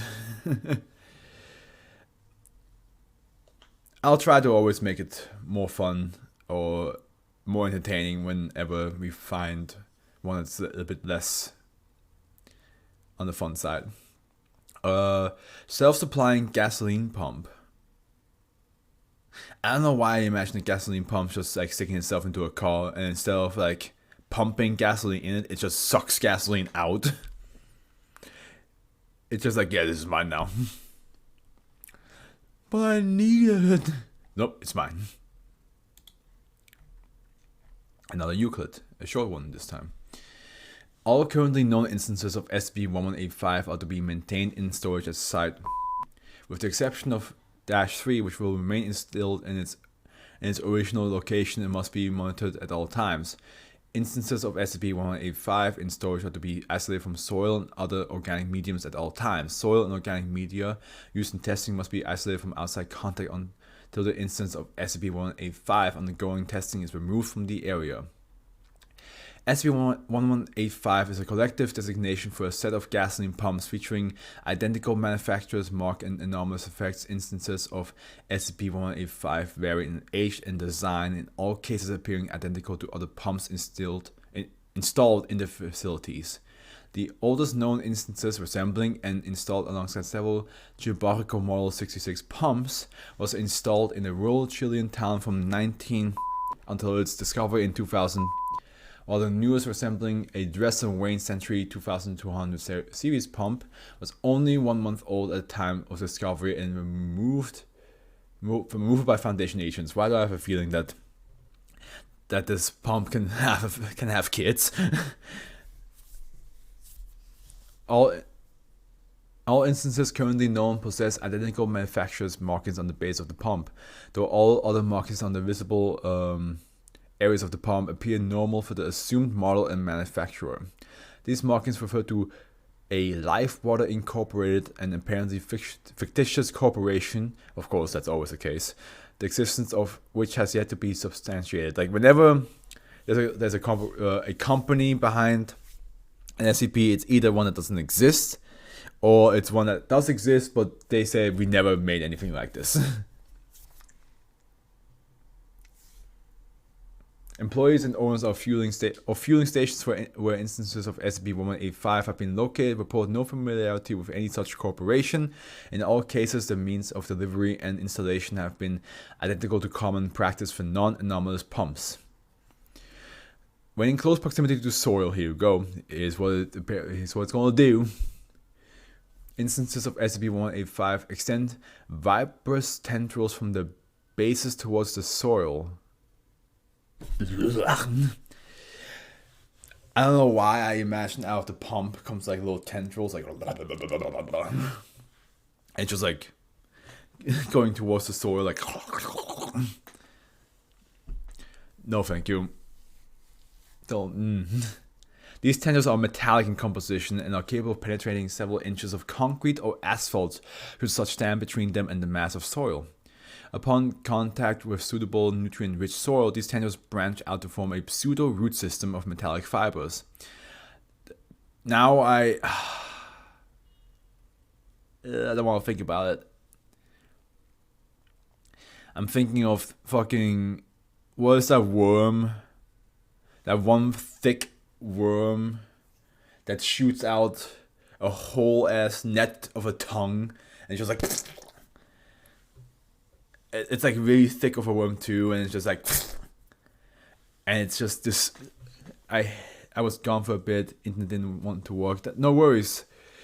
We just learned that this gas pump apparently has tendrils that just like shoots out into the soil, and reminded me of a worm. I forgot what the name of the worm is, but it's like this really thick worm, and it shoots out this. And it shoots out this like net-like tongue, and it just spreads like that, and it's disgusting. And I forgot what the worm is called, and I don't want to look it up because whenever I look it up, I feel a bit nauseous. Because that worm and botflies are the two things on this planet Earth, next to mosquitoes, that I would love to just never see ever again. Because botflies are just brutally cruel, and I hate them, and that worm is just disgusting. So all I imagine, because it does that to soil, this pump, it's just like shoots out the tendrils into the soil like that. Upon contact with the suitably nutrient-rich soil, these tendrils branch out to form a pseudo-root system of metallic fibers. The material composing the tendrils is an unknown metallic compound which rapidly destabilizes and breaks down into various metals, ions, primarily lead and copper, should the tendrils be disturbed. These fibers are hollow, allowing them to convey organic molecules to the pump, when as yet undetermined series of chemical reactions convert them into the component molecules of gasoline fuel. The exact composition of the fuel varies between instances, generally matching that of gasoline produced during the period of the pump installation, and the process of conversion has no apparent mechanism. The substances extracted from soil appear to spontaneously break down and reassemble into new molecular structures while passing through the pump. Disassembling and reassembling the pump has no effect on its anomalous properties, and installing any of the instances component into other pumps of the same model will cause all components of that pump to take on the same anomalous properties. So no matter how much you take it apart and you try to add non-anomalous pieces to it, it will just continue being anomalous. And it seems like even if you cut it apart, it will still it still wants to get that rich earth, baby. It just wants that rich, succulent earth. Initial installation instances of SCP-1185 draw organic material from soil within 1 meter radius of the point of contact. Once soil resources have been drained to a degree that would render the supply inadequate, the pump's tentacles extend further, resulting in its effect encompassing wider areas and causing increased depletion of soil resources. As operation of the pump continues, the increasingly widespread depletion of soil organic content begin to cause malnutrition in local flora and ground-based fauna. In cases where pump usage is especially prolonged or frequent, total ecosystem collapse can and will occur as the pump consumes and processes all available organic resources. This thing basically just dries our earth completely. It just makes our earth into, you know, those images of cracked floors from nature, like because it's been so dry that the earth itself is cracking open. That's what this thing does. It's just to rich soil, it's just and it just becomes all dusty and dry. Addendum 1 on the 4th, 13th, by moisture, indeed, yeah. Hydrate, moisture, just chucking water down there. Don't let it die.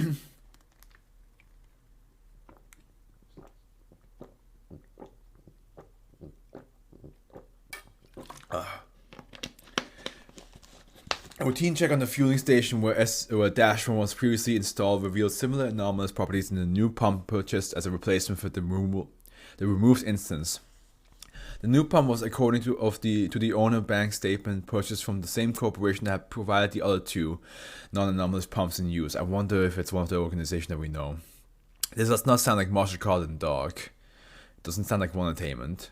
Maybe the factory.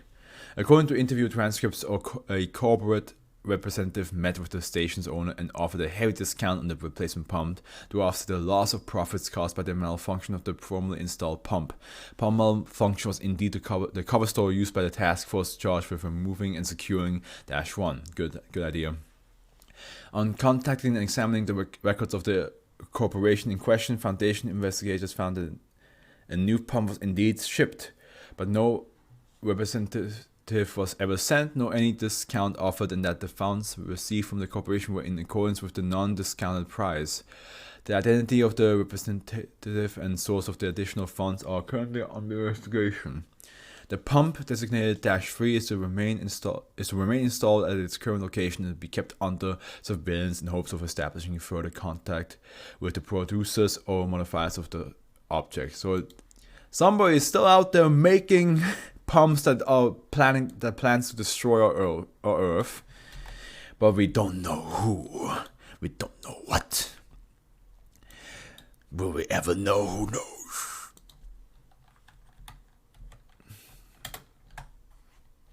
Actually,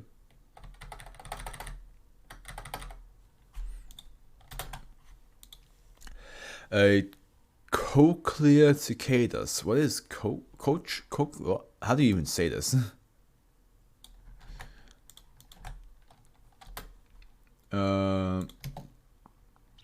Meaning. A hollow tube in the inner ear of higher vertebrate that is usually coiled like a snail and okay. And how do you pronounce it? Cochlea. Cochlea, okay. We still have the pile of bones here. Part of your ear, yes. Oh shit. Well,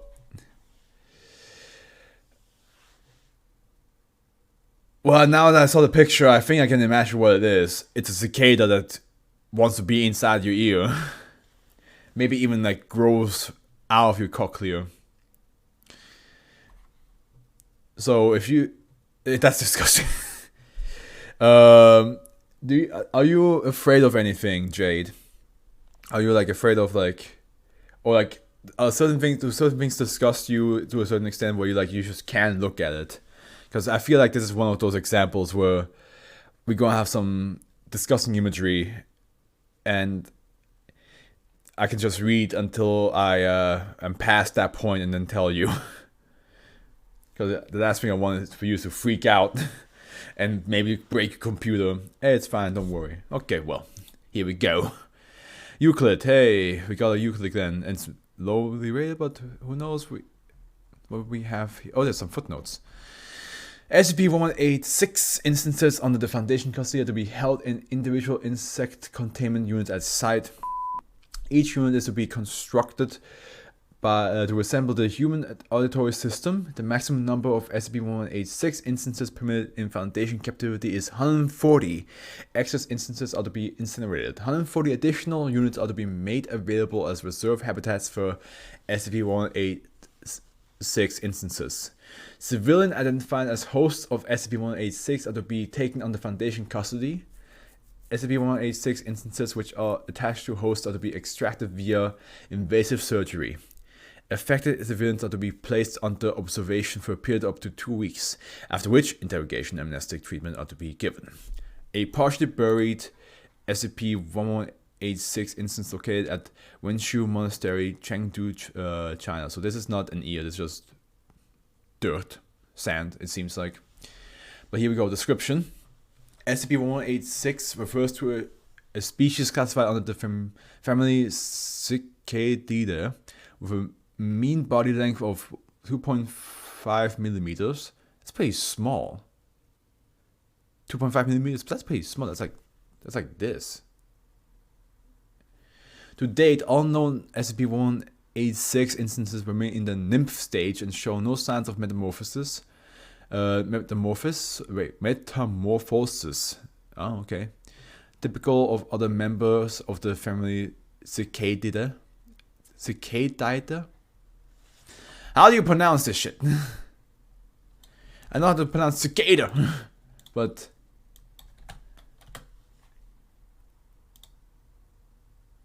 Cicadidae or Cicadidae. I'm gonna say Cicadidae because that sounds fun to say. Cicadidae. To the Foundation knowledge, no SCP-1186 larva or imago are known to exist. I mean, it's just a bug, right? Yeah, it's a cicada. Those like the summer bugs that make a lot of noise.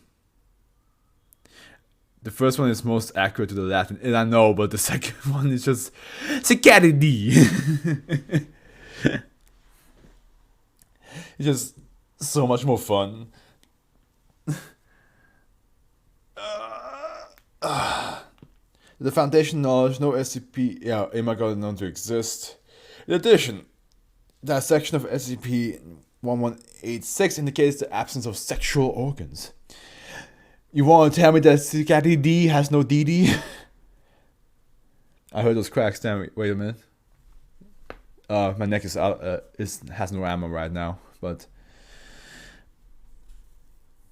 sometimes when I do like this, it just goes like. What do you mean? What?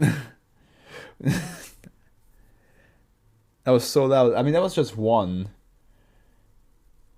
Like that was just one, like right here.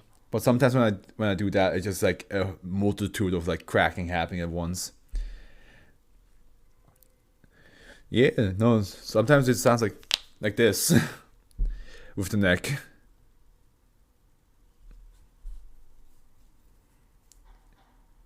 So that was like basically what I call weak.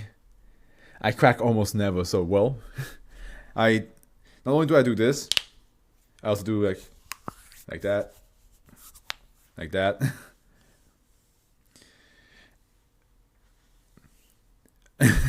I'm just over here just cracking my fingers, bro. Are you entertained, Twitch? Well, I tried, only one finger. I also can wait. I'm not sure if you can hear it like this. Let me see.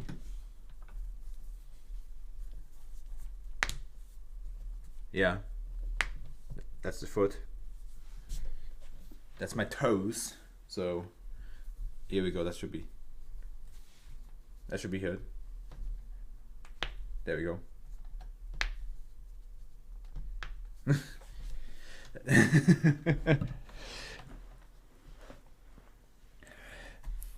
You're welcome. Doesn't that hurt? No, not really, no. With the toes, it's just majority is just like more or less. Yes, with the toes, I would say it puts a lot more pressure on it. But I usually can also just do this with my toes and it would crack. But sometimes I just put my finger right on the toe here and just push a little bit, and then it just does a little. I really want to go to a chiropractor. It sounds so satisfying. I need to go to one. Because for years, since my teenagehood, I'm not sure if you can hear it. I'm going to increase the sensitivity. Maybe you can hear it then. Wait. It's hard to do it.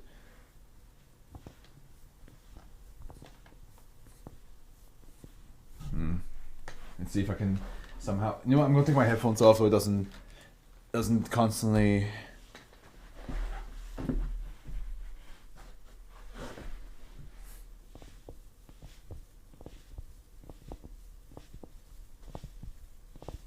There, that should.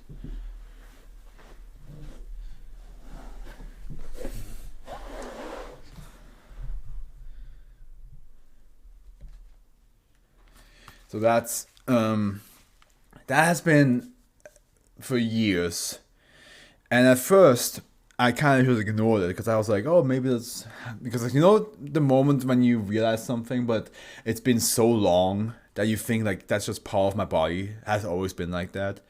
But now I'm also like thinking to myself, maybe it hasn't, because when I do that with this side, it doesn't do that. It only does it with this side.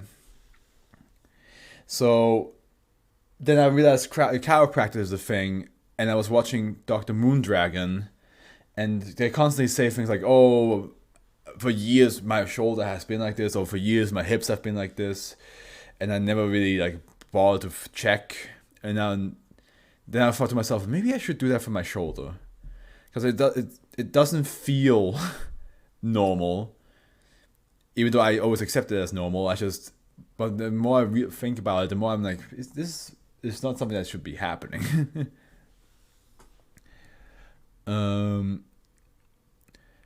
Cicadity, unlike, man, we got off tangent with that. Uniquely, SCP-1186 consumes endolymph from human cochlear ducts. Endolymph from several species of mammals, example cattle, are acceptable substitutes in place of human. Oh, got it. Okay. I'm sorry for distracting you. No, listen. You talking to me like this has been the most fun I ever had on stream. Next to when Lexi and Seabass talk to me on here, it's just a good time. I'm having a good time. We can be distracted as many times as we want. Of course, people on YouTube will be like, "Man, why is this SCP video 5 hours long? Was it that long of a read?" And then it's just us two just having a fucking laugh, and then they're like, "Oh, okay, yeah, that makes sense."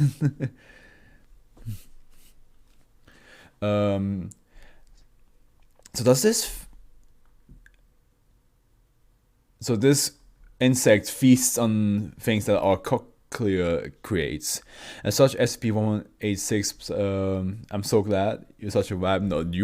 No, you are the Keanu Reeves. No, you're breathtaking. As such, SCP-1186 physiology is optimized for the extraction and consumption of human endolymph, such as elongated and retractable proboscis to puncture human skin, and a digestive system specialized in breaking down substances with a high potassium concentration. However, SCP-1186 is known to survive without consumption of endolymph or any other form of nourishment. Due to the loss of endolymph, hosts of SCP-1186 regularly experience deafness and balance disorder. I love this song too. Yeah, it's as we just said, it's a vibe. I think it's also the first song that I listened to when I want to know a fun fact about the ear. Yeah, go ahead. I think this is the first song I heard that I immediately, like, when I was together with my first ex, I was like, yeah, this is basically her. She is a troublemaker. Like it was getting out of control. But after a while, sadly, I had a bit of a negative experience with her. But the song still slaps, and I don't associate the song with her that much. So, after occupying the human ear for a period of 1 week, SCP-186 will begin emitting vibrations directly to the skull via bone conduction. These vibrations are then interpreted as the chanting of various Mahayana Buddhist sutras. Are you saying this bug is singing to me?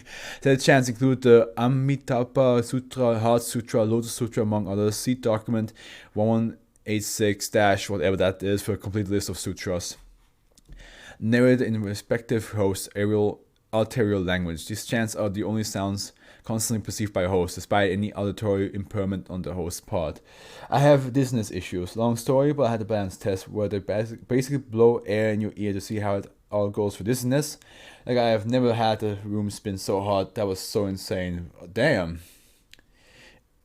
I'm not gonna ask you to tell me on Twitch if you don't feel comfortable with it, but I do. I want to know. I want to know the long story behind it, and if you want to tell me on Discord, I'm down to read or listen to whatever you have to say. But I'm not going to ask you like if you want to say it on here, because that's. I mean, at the end, it's your decision what you want to say or not. But I am interested in the backstory of that. But I cannot imagine because I don't have that issue. So the idea of somebody just going like, and you just go like, fuck. No, it's fine. Ever since I got COVID, I got sick. We're looking at chronic illnesses. I've been sick for 4 months now. God damn. I'm so sorry. I'm gonna be selfish and gonna say I wish I knew you 4 months ago, because I could have at least entertained you for 4 months via my streams. But hey, 4 months is a long time. That's a very long time. I'm interested. I'm definitely interested. I'm gonna be awake all night until like 5 a.m. today. So if you have all the time you want to tell me about this, but let's first get this reading done. We're almost at the last one anyway. So let's just keep on keeping on. So this little guy first eats the endorphins and then starts to go in your ear. Sure, but first it's BS, exactly. These chants are inaudible in environments with sound levels of at least 50 decibels, but the hosts are known to suffer from afflictions such as headaches and nausea in such environments. In 2% of known cases, non-lethal damage to host nervous tissues is present. Conversely, in environments with sound level to below 50 decibels, the severity of the aforementioned afflictions tends to subside, and audibility of SCP-186 sounds increases. SCP-186 was discovered in Chengdu, Sichuan Province, China on 2007, where they were distributed by the new religious movement Ascetics to Heaven's Pillar. Footnote says, oh god, Tianzhu She, a Mahayan Buddhist-inspired religious movement known for its veneration of figures such as victorious fighting Buddha. Do Shang Sheng Fo, cleans of the altars, Qing Chan Shi She, Gold Body Arhat, Xin Shen Luo Han, and it's Han, and Dragon Horse of 8 heavenly sections. Ba, Bu, Tian, Long, Ma. Okay. I just have flashbacks to my Mandarin lessons. To its followers as an initiation rite. I can imagine if you are religious. Yeah, that was a mouthful. It was definitely a mouthful. I can imagine if you're religious and you start hearing a chant inside your head, and you can somehow connect the fact that the chant comes from these little bugs. I can imagine you would think like, yes, this must be a sign from God, or at least a God. Like, how else would you, like, as a human being, how else would you interpret this? In cooperation with local law enforcement units, a crackdown on Aesthetics to Heaven pillar and its followers recovered approximately 500 SCP-1186 instances in a holiday distribution. 100 of such instances were kept for study at site, while remaining instances were incinerated. There were 500. I just think I was going insane, to be honest. Yeah, of course. I think a lot of people would think so. But in the same time, there are still heavy religious people out there. And if they start hearing a voice, especially a voice in the chant that's based on many sutras, they would probably be like, I'm one of the chosen ones. there's no other way. That's like I don't know. That's like walking down the street and suddenly hearing a choir, and you look around. There's no choir there. And you're like, and you're a Christian. And you think like, oh, well, this is it. I'm getting raptured. And then one. Interviews with captured Aesthetics to Heaven pillar followers suggest that the Wenshu Monastery in Chengdu is gathering points for said members. On 2007, Mobile Task Force Upsilon 4 Hot Iron Strike was dispatched to raid temple grounds. But also, my god, can you imagine 500 of these bugs? And they're all like this small.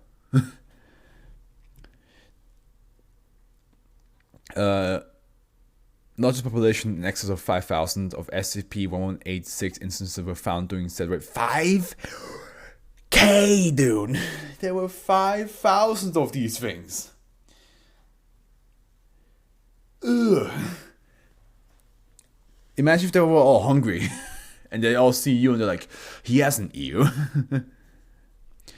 Oh my god. 40 SCP-186 instances were found at the Wenshu Monastery have been taken for study, while the remainder was terminated via incineration by MTF-Y4. Highest concentration of SCP-186 instances is centered around a human cadaver seated in the lotus position and dressed in robes typical of Tang Dynasty bhikkhu, designation of a full ordained monk in Buddhism. The cadaver has also been confiscated by the Foundation, tentatively classified as AI and printing for research. Here it says, an illustration depicting Aesthetic Sun, a figure held to be previously incarnation of the victorious fighting Buddha, a deity revered by the Aesthetics to Heaven's pillar. Other sacred sites believed it to be associated with Aesthetic Sun have been contained by the Foundation as SCP-2711 and 2178. This is gonna be this one we're gonna probably one day meet in like 2 years time. Maybe. And that one in 2.5 years time, who knows. Item description: a preserved human cadaver dressed in Tang Dynasty era bhikkhu robes. Radiocarbon dating estimates the cadaver year of death as circa 620 till 680 CE. Despite its age, no signs of decomposition are found. Mechanism of preservation is unknown. Is this depiction not just Sun Wukong, the Monkey King? Because he has the Chingu Bang and the clouds where you can sleep on and walk on. Maybe that is the same. Maybe the Aesthetic Sun is also Sun Wukong, just like a certain phase of its story. Maybe a preserved human cadaver dressing. Radiocarbon dating estimates the cadaver year. Yeah. With this date of recovery. Yep. Chengdu. Yep. Okay. Good. We're good. We're done. We're done here. Okay. The idea of breaking down a door and seeing a whole bunch of insects on the floor, maybe. I don't know. I imagine on the floor just 5,000 of those small cicadas just... Excuse me, how was it? Cicada-D? Some 5,000 cicada-D! Just on the floor. And you decide to be like, okay, just pick at least 40. 1, a 2, a 3, a 4. I'll be honest, just 1 or 2 bucks are okay, but a whole floor amount of the entire kitchen is just covered in insects. And you just did like flame on. Oh, I got a pending friend. Oh, that's you. Nice. I shall accept. Okay, we're nearly done. The last 3 ones, unless like those last 3 ones are super long. Stationary ATV. See, that's... Oh my god, Gypsy King Bamboleo, my childhood. Now that's a title I can't really think of anything. Let me just look up ATV first. Maybe... Okay. An all-terrain vehicle. Oh, that's what it means. Oh, that's very short. A stationary ATV. Yeah, I don't... Like, it's not gonna be as simple as, like... It's not gonna be as simple as, like, it doesn't move. That's not a... That's not a anomalous effect. But what if... It makes no sense in my mind. What if it does something like, as in the moment you want to use it and move, you yourself disappear, as if you were driving it, but the ATV stays in position. I've read so many SCPs that like sometimes you just gotta think as wild as possible. We have a lot of safe. We had a lot of safe this 10 reading.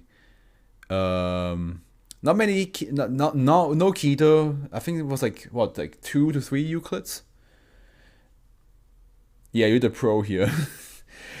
Man, after reading these shits for 2 years, after a while, you just start thinking like the Foundation, like okay. SCP-1187 is to be stored in a remote above ground enclosure 5 kilometers from Site 19. Bamboleo. Sorry. Site with 19 with a staff of 2 armed guards and 1 level 1 researcher. SCP-1187 should remain inverted upon its transportation trailer at all times when not being tested. The subject's ignition key... I need to check something. I'm pretty sure she texted me a while back.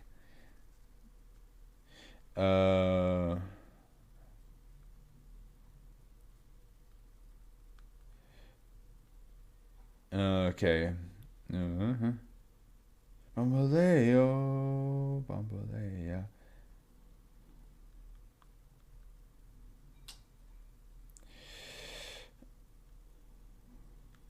There we go. It's such a good song. I grew up with the song in Spain. My family used to have a farm in Spain, and in our house we had an indoor pool, and my mom would usually play the Spanish CD of like just Spanish like music. So I would be in the pool and this song would just blast throughout the pool hall, and this is has been forever. This and Can Can. You really have been everywhere, haven't you? I've been like the more like known Europe, but I grew up in Switzerland. As a child, I was in I lived in Spain and Italy, Ibiza as well. Even I know Ibiza is part of Spain, but I consider it like a different section in my head. And now I'm resident in London, so I've been in a couple other places. I have many stories of places I've been to, and some negative and positive experiences I made throughout the world. What about you? Have you been to many places, or do you want to go to many other places? Is to be stored in a remote above ground. Yeah. Sad. With a staff of SCP-1187 should remain inverted upon its transportation trailer at all times when not being tested. The subject ignition key designation SCP-1187-1 is to be stored in the office of the Level 3 Director at Site 19 overseeing SCP-1187 and is available upon written request. Sorry, I read that a bit faster. Testing must be conducted no less than 10 kilometers from any Foundation facility or population center. SCP-1187 is to be removed from its trailer and operated by a Class D subject in the center of a 500-meter cleared circle. Now that should be... All security and research personnel should remain at the edge of the perimeter, directing and observing the test remotely. Now we got that done. We should be a bit closer where we left off, time-wise. SCP-1187 is a blue 2006 Kazuma 150cc all-terrain vehicle. It was sold and delivered to of South Carolina via an anonymous online merchant site. The seller has yet to be located. The owner's initial test ride was sold in an anomalous incident which was suppressed in public media as a powerful but isolated earthquake. Excuse me, pardon. When the accelerator is engaged, SCP-1187 remains stationary while the surface beneath its wheels shift horizontally towards the rear of the vehicle at an increasing rate of speed.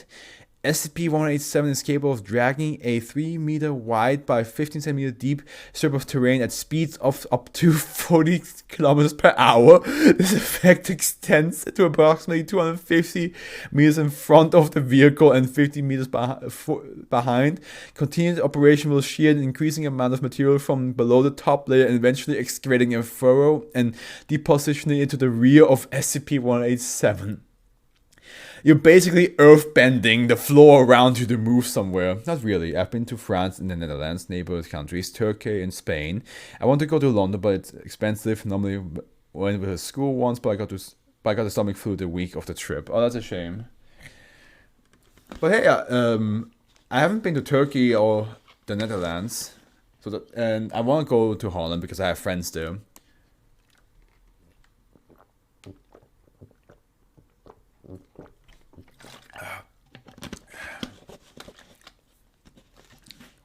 But you have been to some countries in Europe then, even though some of them are neighboring countries.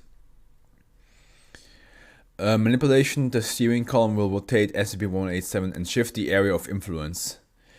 Applying the brakes will slow and eventually cease the effect. Operating SCP-1187 in the vicinity of buildings or other above ground structures and objects is exceedingly dangerous, as matter above the driving plane is not arrested by braking.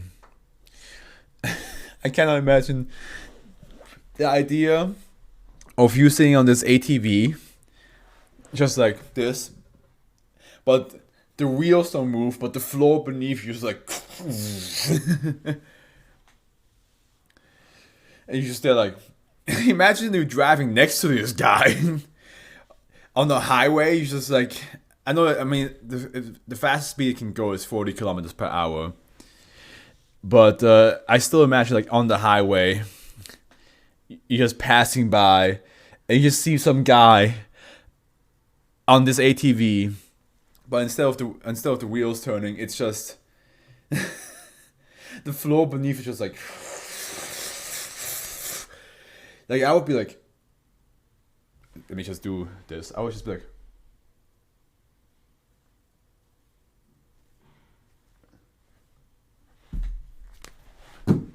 well, there goes my phone.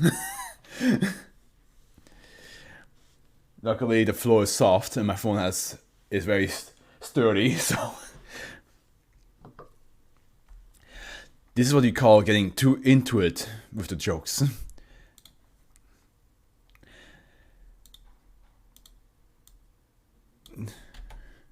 Ooh, I'm a rebel just for kicks.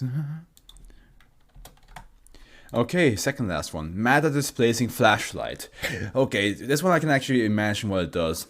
The moment you point at something, it replaces whatever that material is made out of into something else. Maybe the flashlight even has some settings. Like you can look at like a bed made out of solid, and then it has like liquid, and you like point at it, and the bed just that part of the bed that you use the flashlight on just becomes a liquid. Let me just get my phone. Jeez, that thing went flying. I'm glad that I don't have open windows. Imagine if that went flying out of the window, Jesus. I would have screwed me over. It was just for gigs.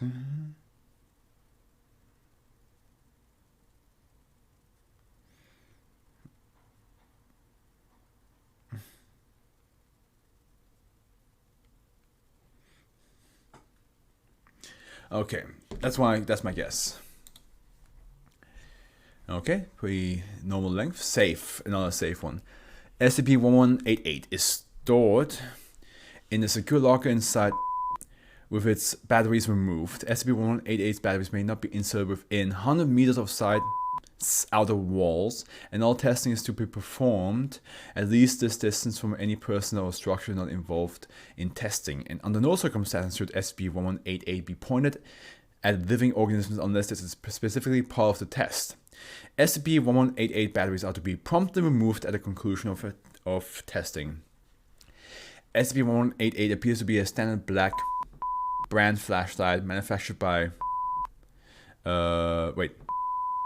Inc. Circa 1983. Its construction and appearance are unremarkable, and its display and an amount of wear appropriate for its age. SCP-1188 accepts ordinary D batteries, activating via a toggle button. When active, instead of producing a beam of light, SCP-1188 temporarily displaces matter in a truncated cone originating from the bulb end of SCP-1188. The far end of the cone is 21.2 meters from the end of SCP-1188 and 2.2 meters wide. Matter within the cone appears to have been completely eradicated, leaving a cone-shaped hole through whatever SCP-1188 is being pointed at. Okay. I guess I was wrong with that. It replaces things. It just fucking erases it there. It's like if you took the real life if you took the Photoshop erase tool and applied it to real life, it just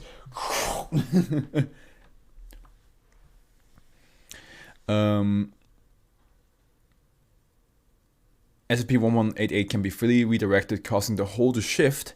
Matter which is no longer being displaced reappears apparently unharmed, and switching SCP-1188 off causes all displaced matter to reappear. Oh, so imagine they're testing this on a person. Yikes. Yeah, they probably did. Knowing the Foundation, they probably took one D class that was acting a bit too sassy and was like,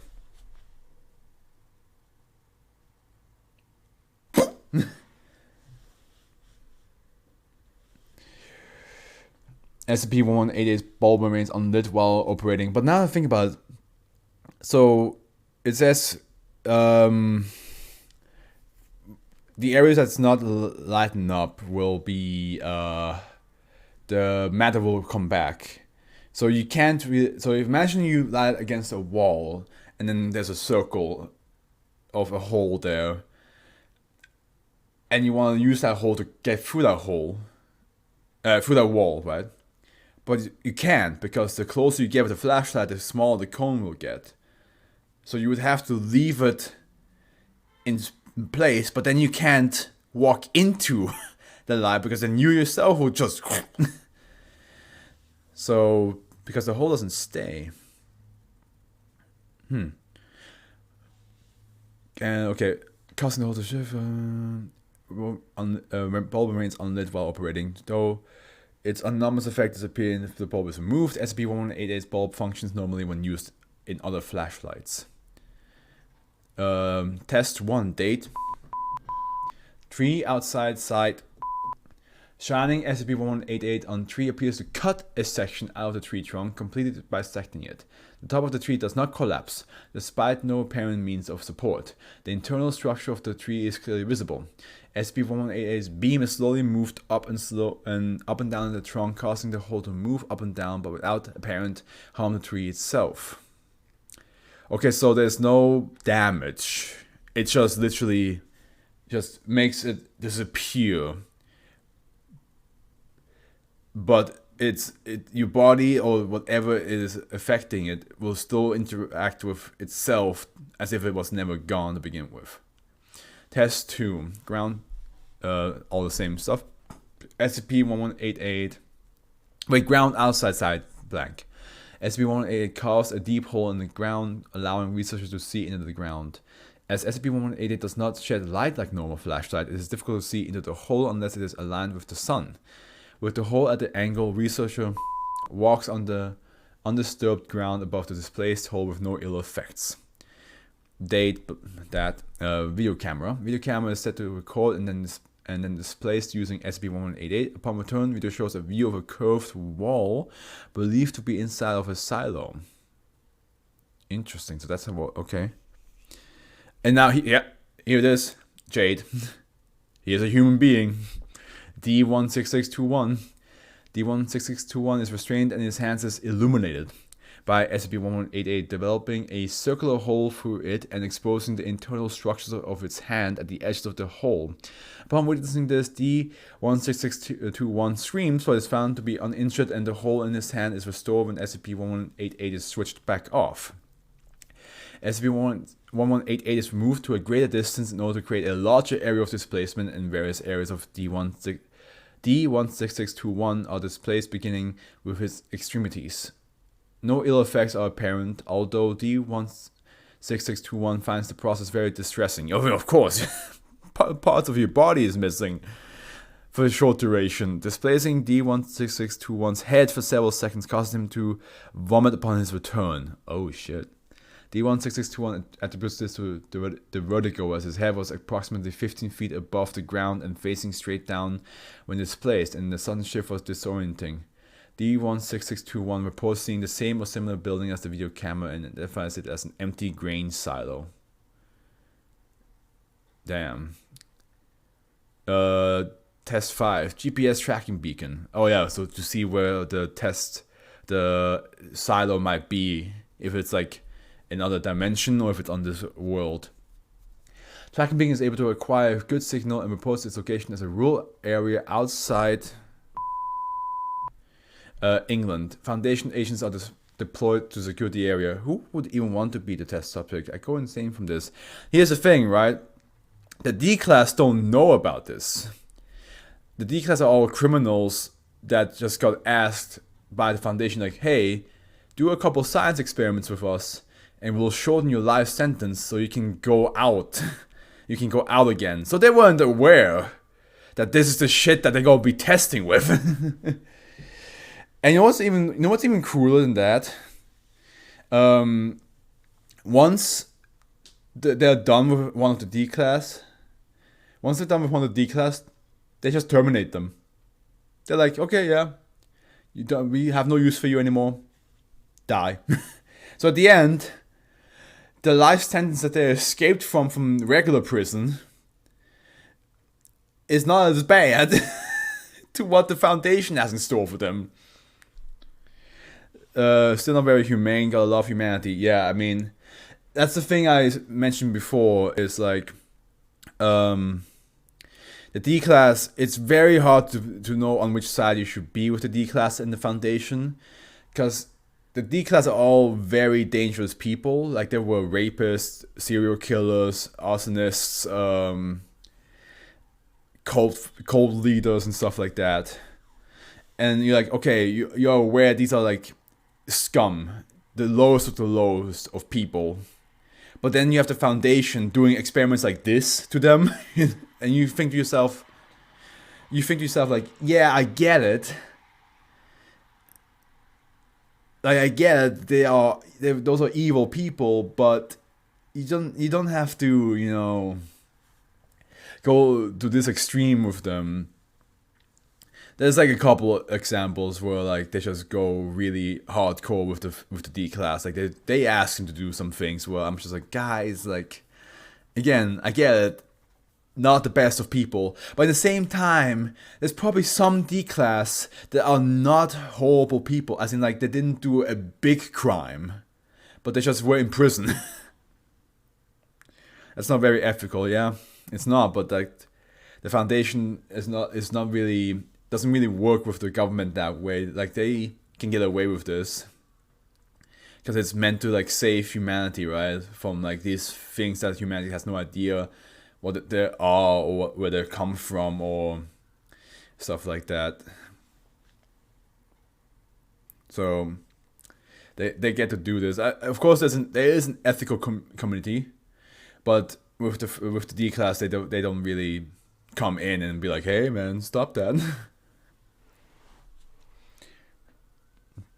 Sometimes karma does hit them though, because sometimes some of the foundation members who were cruel to D classes, they do one too many mistakes and they become a D class themselves. Still, it's very questionable to whether this all is real or just all made up random shit. It's all made up, hopefully, because you know why? Because I looked at Shy Guy's face and I don't want to die. Because if Shy Guy is out there somewhere chasing me down right now, I really hope that's not the case. So we Foundation agents are deployed to secure the area. Team mission report. Grain silo found at the indicated location. Area surrounding silo is a farm in extreme disrepair. No inhabitants. When activated, the entire cone of matter displaced by SCP-1188 is visible in the air in the exact center of the silo. You never know. Another thing with Shy Guy, I would have been dead by a long time because, according to Shy Guy's lore, once he knows you saw his face, he's very fast. So wherever you are, he would have been there at least within the day. So, and I saw his face like 2 years ago. I would have been long dead. If you shine SCP-1188 at the ground, you get a 50 or 60 foot cone of dirt hanging in the air. If you move SCP-1188 around, the cone hanging in the air doesn't move, but you can see its contents changing. It's one of the weirdest things I've ever seen. Agent volunteered to have the thing shine on him because the small end of the cone is at the bottom, and he was looking at it when we switched it on. His upper body was hanging in mid-air, staring down at the ground. He could see his own torso, cut open and showing his guts and everything, but then he fell down and his head came back. He threw up all over the place. Can't say I blame the guy. Agent Addendum 1. D16621 became extremely ill 48 hours after exposure with severe nausea, vomiting, and anemia, dying 2 days later due to multiple organ failure. Agent symptoms were similar but much more acute, with rapidly worsening neurological problems resulting in death 6 hours after exposure. SCP-1188 is no longer to be used on living organisms. You don't say. And then that's another thing that the Foundation sometimes does. Sometimes they're like, oh, we should probably test this part. And you, as the reader, immediately know that's a horrible idea. Why would you want to test this part? And then shit goes wrong, and you sit there like, yeah, of course it would go wrong. This SCP does a certain thing, and if you tested that certain thing with something that could only go negatively, at the end I get it. The Foundation, the group of scientists, they're curious and they have to make sure it actually is the case, that it actually will happen. A lot of the Foundation scientists got scolded for being idiots. But yeah, I mean, there's like so many curiosity killed the cat, right? Yep, exactly. Like, there's a lot of moments where if I was a Foundation member, which I don't want to be, I don't want to be in this world. But if I was a Foundation member, I would just be like, guys,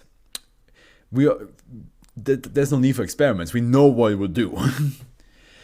Careful study has revealed that displacement via SCP-1188 causes microscopic damage to material along the edge of the displaced region.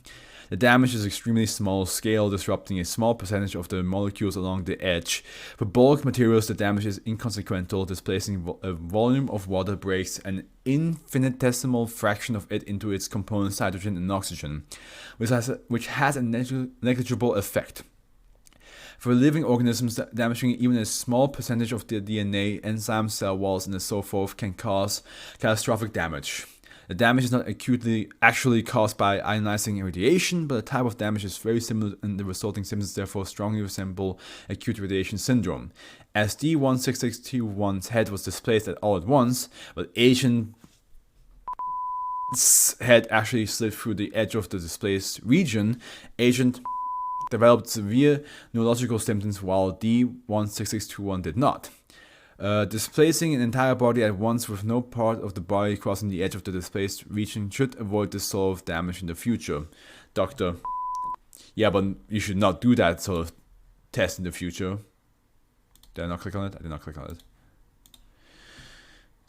Okay. We are on the last one, and then I will pull out the list I prepared here.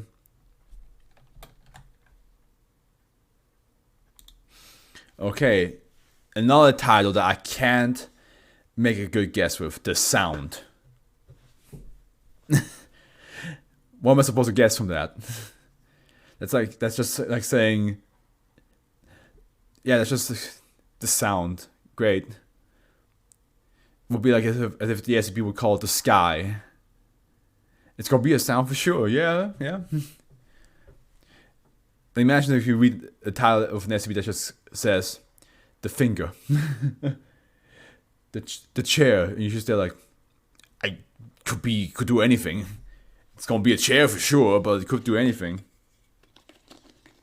I've been staring at this whole thing for so long. It's a whole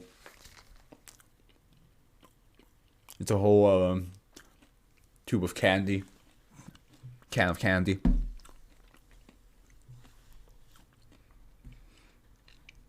So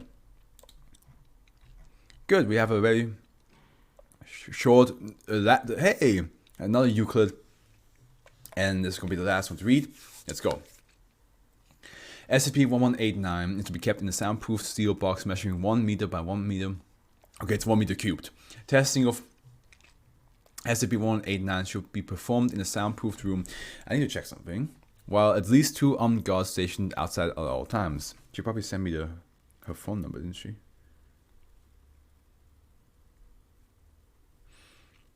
Is a song from the broken hearted.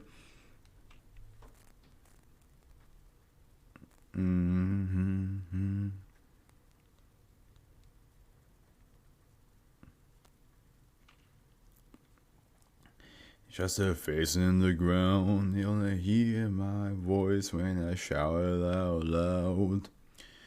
It's my life, it's now or never.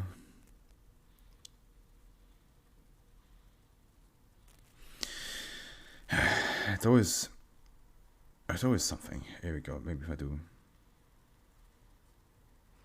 It's like a open highway, that's what it was. Frankie said I did it my way.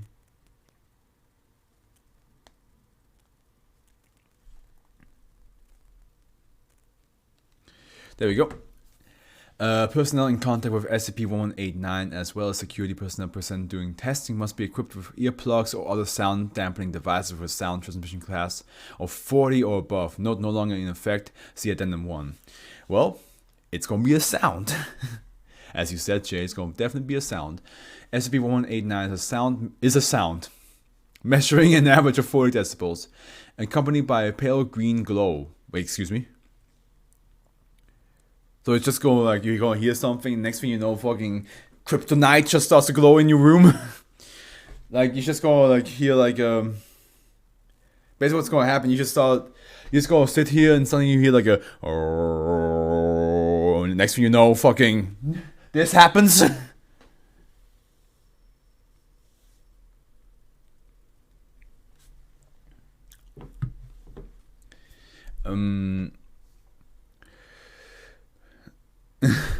SCP-1189 has no discernible physical source, though it appears to originate from the small area at the parent center of the globe. Due to the effect of hearing, SCP-1189 knowledge of the sound produced is limited to sound level meter readings. The readings appear to resemble those generated by speech, though no correlation to any known language has been found, and no patterns has been observed. Note, see Addendum 1. So Addendum 1 seems to have some information that we have to find out. Basically, yeah, right, it's just... Imagine being in the street and hearing that, though. You would probably think aliens are on the rise. Just like a green light. You're like... SCP-1189 appears to be self-propagating sound. Subjects that hear SCP-1189 become entirely unresponsive for periods of time ranging from 15 minutes to just over 2 hours. Upon emerging from this state, affected subjects appear frantic and immediately attempt to cause others to hear SCP-1189. If resisted, affected subjects become violent, of course. There's so many SCPs that are like, yeah, just make other people part of the group, man. Just let them join us. During Data Expunged, Agent was accidentally exposed to SCP-1189. Agent shot and killed his partner, Agent, as well as 3 security personnel and a level 1 engineer performing maintenance on SCP-1189's containment. Reminds me of a movie on Netflix, Bird Box. I still have to watch that.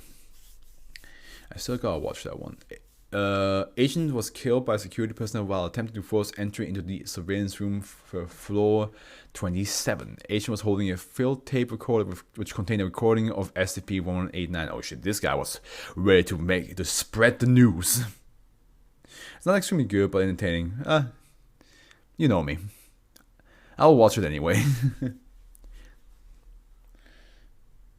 As long as I can enjoy it.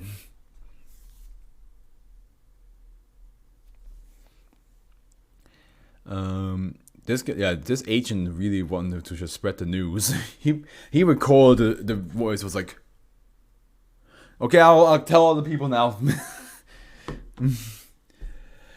SCP-1189 was discovered in an abandoned recording studio. The control room contained several pieces of unidentified electronic equipment and appeared to have been thrown into considerable disarray. The door to the studio was barred from the outside. The studio itself contained SCP-1189 and a single badly decayed corpse. Attempts to identify the corpse has been unsuccessful. Though SCP-1189 has been previously contained on site, an attempt was made to transport it by constructing a soundproof steel box around the estimated center of SCP-1189 and transporting the box. The attempt was successful, with no trace of SCP-1189 remaining in the original location, and all readings within the box remaining identical to those taken before transport. All contents of the recording studio were destroyed. Experiment Log 1. Doctor, for the date, the box contained SCP-1189 was placed into a soundproofed room, and all air was evacuated from both the room and the box. Subject D-013-01 entered the room wearing a Type 5 containment suit and opened the box. SCP-1189 was immediately heard through the suit's headset, affecting the personnel in the control room overseeing the test, including Doctor opened the airlock and attempted to record that sound before being neutralized by security. All personnel within earshot of SCP-1189 were affected, with symptoms decreasing with distance from SCP-1189. Upon psychological evaluation of personnel within extreme range of SCP-1189, they reported growing increasingly agitated as they attempt to remember what they had heard, playing random notes and experimenting with audio software in an attempt to recreate it. Such personnel were terminated. Addendum 1. At 5:23, analytical software monitoring SCP-1189 detected a pattern. At 6:04, a recording of SCP-1189 was broadcast over emergency loudspeaker to all of floor 27. Wow, oh Jesus. You spreading the news, bro. Emergency security personnel were alerted but were also affected upon reaching the floor. The broadcast continued until standard and emergency powers to the entire floor had been cut, resulting in a loss of containment for 3 other SCPs, including SCP... Oh great, we have a breach! We have a breach, guys! Emergency containment crews disconnected all loudspeakers and restored power to the floor. All readings from within SCP-1189's containment had ceased, and SCP-1189's absence was confirmed using Class D personnel. Upon further investigation, it appears that the computer running the analytical program monitoring SCP-1189 for patterns had generated a piece of malicious code that was implemented on the floor's computer network, allowing the recording of SCP-1189 to be uploaded to the emergency broadcast system. The investigation into SCP-1189 whereabouts is ongoing. Recommend immediate reclassification of SCP-11892 Euclid class. And we are done. Here we go, and here is the list. It should be, there we go. Alright, the truth. I think that one is from all the... Now, remember, this is not a list of which one is good and which one is bad. It's just which one I think are definitely enjoyable to read and you have a good time with. So the ones that A, either need a bit of work, or B, could be a bit convoluted, so it might not be as easy to understand. That's why interactive kaleidoscope is like that low down, because like just reading it made my head spin. But yeah, truth, definitely a lot of fun. I mean, just the ring, just being able to be like, you just put the ring on, and next thing you know, you can just tell somebody like, you're a goat, and he's like, yeah, you're right. I mean, man, like, it's just, like I said, and if you give it to somebody with a lot of power, then there's a lot of chaos that can happen with it. Powers of everything, I mean, Jade, the power of croissant. The power of delicious, fresh-baked croissant. You can just have a whole thing like that. I think the flashlight and the case were most interesting to me, but the sound from the croissant. Yeah, okay. This yeah, the sound and the flashlight. Okay. I'm glad that like we have differences. It's nice to see how like SCPs can like have different ones be a highlight for us. Let me just play something that's like a little bit. Yeah, let's play that. Okay, Clockwork Octopus. I just think it's adorable. You have this new octopus made out of machinery, and then you just touch it, and the next thing you know, you just vanish. You just vanish with it.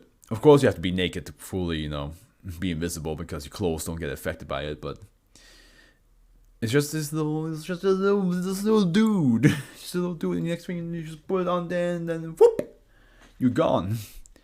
Stationary ATV. Basically an ATV that's earthbending you to a location, but you have to be careful where you use it because of the damage you cause. Matter-Displacing flashlight. Yes, I think that's actually a really cool idea. I also like that it's not that it just vanishes, it actually just puts it somewhere else. Now, what I wonder, I assume that flashlight has a certain limit where the range of it will then stop displacing. Like, imagine if I shine it anywhere in this room, right? That should be able to work. But what if I point the flashlight out of the window and the light really spreads? And if it's a strong enough light, and I'm pointing it at a whole other building, and the whole wall of that building is being illuminated, does that mean that whole wall will just teleport to that silo? Well, and if that's the case, would the silo then pop because it's just too much space being occupied in an instant? Like, you just look at the silo, it's like just nice and steady, and next thing you know, just because like some douche decided to have the whole entire Eiffel Tower in the flashlight. You know what I mean? Like, I wonder if that's like a thing, or if the silo itself, if the inside of the silo is like a shift in dimensions, as in matter as well, where like the amount that you replace or displace. The amount that you displace is not going to take up the right amount of space in the silo. As in, like, if you cut a whole, like, let's just say 5 by 5 by 5 meter block, and the silo is like 3 meter max, then maybe, and you shine a light on it, maybe it shrinks down in the silo so it would fit in it, so it doesn't pop out. Maybe, who knows? A lovely bunch of coconuts. I think what makes this one interesting for me is that my theory came up. The fact that maybe the faces that people see when they try to break this coconut open are faces of people that attempted or succeeded doing so. And that's why the head's gone, because the head's just become the coconut. The cochlear cicadas, the cicadides. Yeah, that's. There's a lot of cool aspects to this one, I would say. Like, not only do they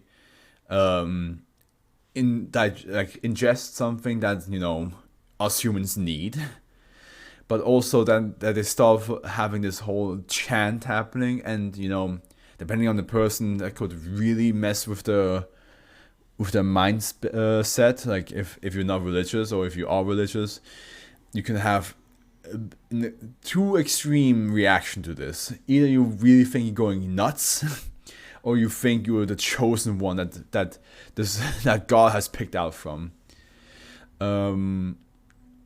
Self-supplying gasoline pump. I think what I think fascinating about this one is definitely that it has tendrils, and it's just wants to, like, just drain the earth. I do wish it would have said a potential group of people that made this gasoline pump, because there's so many groups in the SCP Foundation. There's the Factory, there's Dr. Entertainment, there's Marshall Colin Dog, there's the Serpent's Hand. There's so many groups, and if this is a man-made SCP, usually Marshall Colin Dog or the Factory or Dr. Entertainment are behind all that. But Dr. Entertainment works more in, like, I try to make kids-friendly SCPs with a bit of a twist. And Marshall Colin Dog usually create SCPs that really aim for the dark psyche of a human being. Like, the darkness inside of him. It's like, yo, we made an SCP that really will fulfill your dark fetish. And the Factory just usually creates, like, very obscure stuff. Interactive kaleidoscope. Now, here's the thing. I like the idea. I like the visual idea behind it. That so many people, so many copies of you just walk around doing the same movement. But because it's a kaleidoscope effect, they seem to, like, be walking in different directions or even backwards. It's just, I will give this one massive critique. This one critique I have to it. It was written very convolutedly. Like, it was very hard to follow what it tried to explain. It tried to explain the effect of a kaleidoscope, and it kind of, like, it didn't fully work. Like, if it didn't have the title kaleidoscope in it, and it was just try to explain to me from scratch with those paragraphs, I would have no idea what the hell he would have said. The only reason why I understood what he wanted to say is because I have the image of the kaleidoscope in my head, and I was like, oh, I get what he means. But alone, that shit was confusing as hell. And then the sound, yeah, I mean, boom. Shit happens. Now, you gotta listen to the sound as well. You gotta listen to it. Spread the news. But other than that, Jade, I'm not gonna talk along with this stream, because usually whenever I get to this part, I just say my goodbyes, because this has to go to YouTube, and the longer I talk at the end, the more video that they have to, like, go through. So I'm just gonna end the stream here. But I do hope that you enjoyed your very first SCP stream, your very first 10 SCPs. I would say they ranged more in the mechanical aspects of SCPs, and more of, like, the supernatural aspect, but nothing really like fantasy or horror. There was more like sci-fi in this one compared to the other ones I would usually read, which is also fine. Give me some creepy ones next time. I can't make any promises. I cannot make any promises. But who knows? Maybe we get some creepy ones next time. Maybe get some weird shadow creatures in the night. But yeah, I hope you all enjoyed this reading. I hope I see you, Jade, tomorrow for the next SCP reading for the 1190s, which means that we have the 1100s done this Sunday. And of course, you and I, if you still want to talk about your ear situation on Discord, we shall do that. Other than that, exactly same time, yes. And I wish you all watching right now a good morning, afternoon, evening.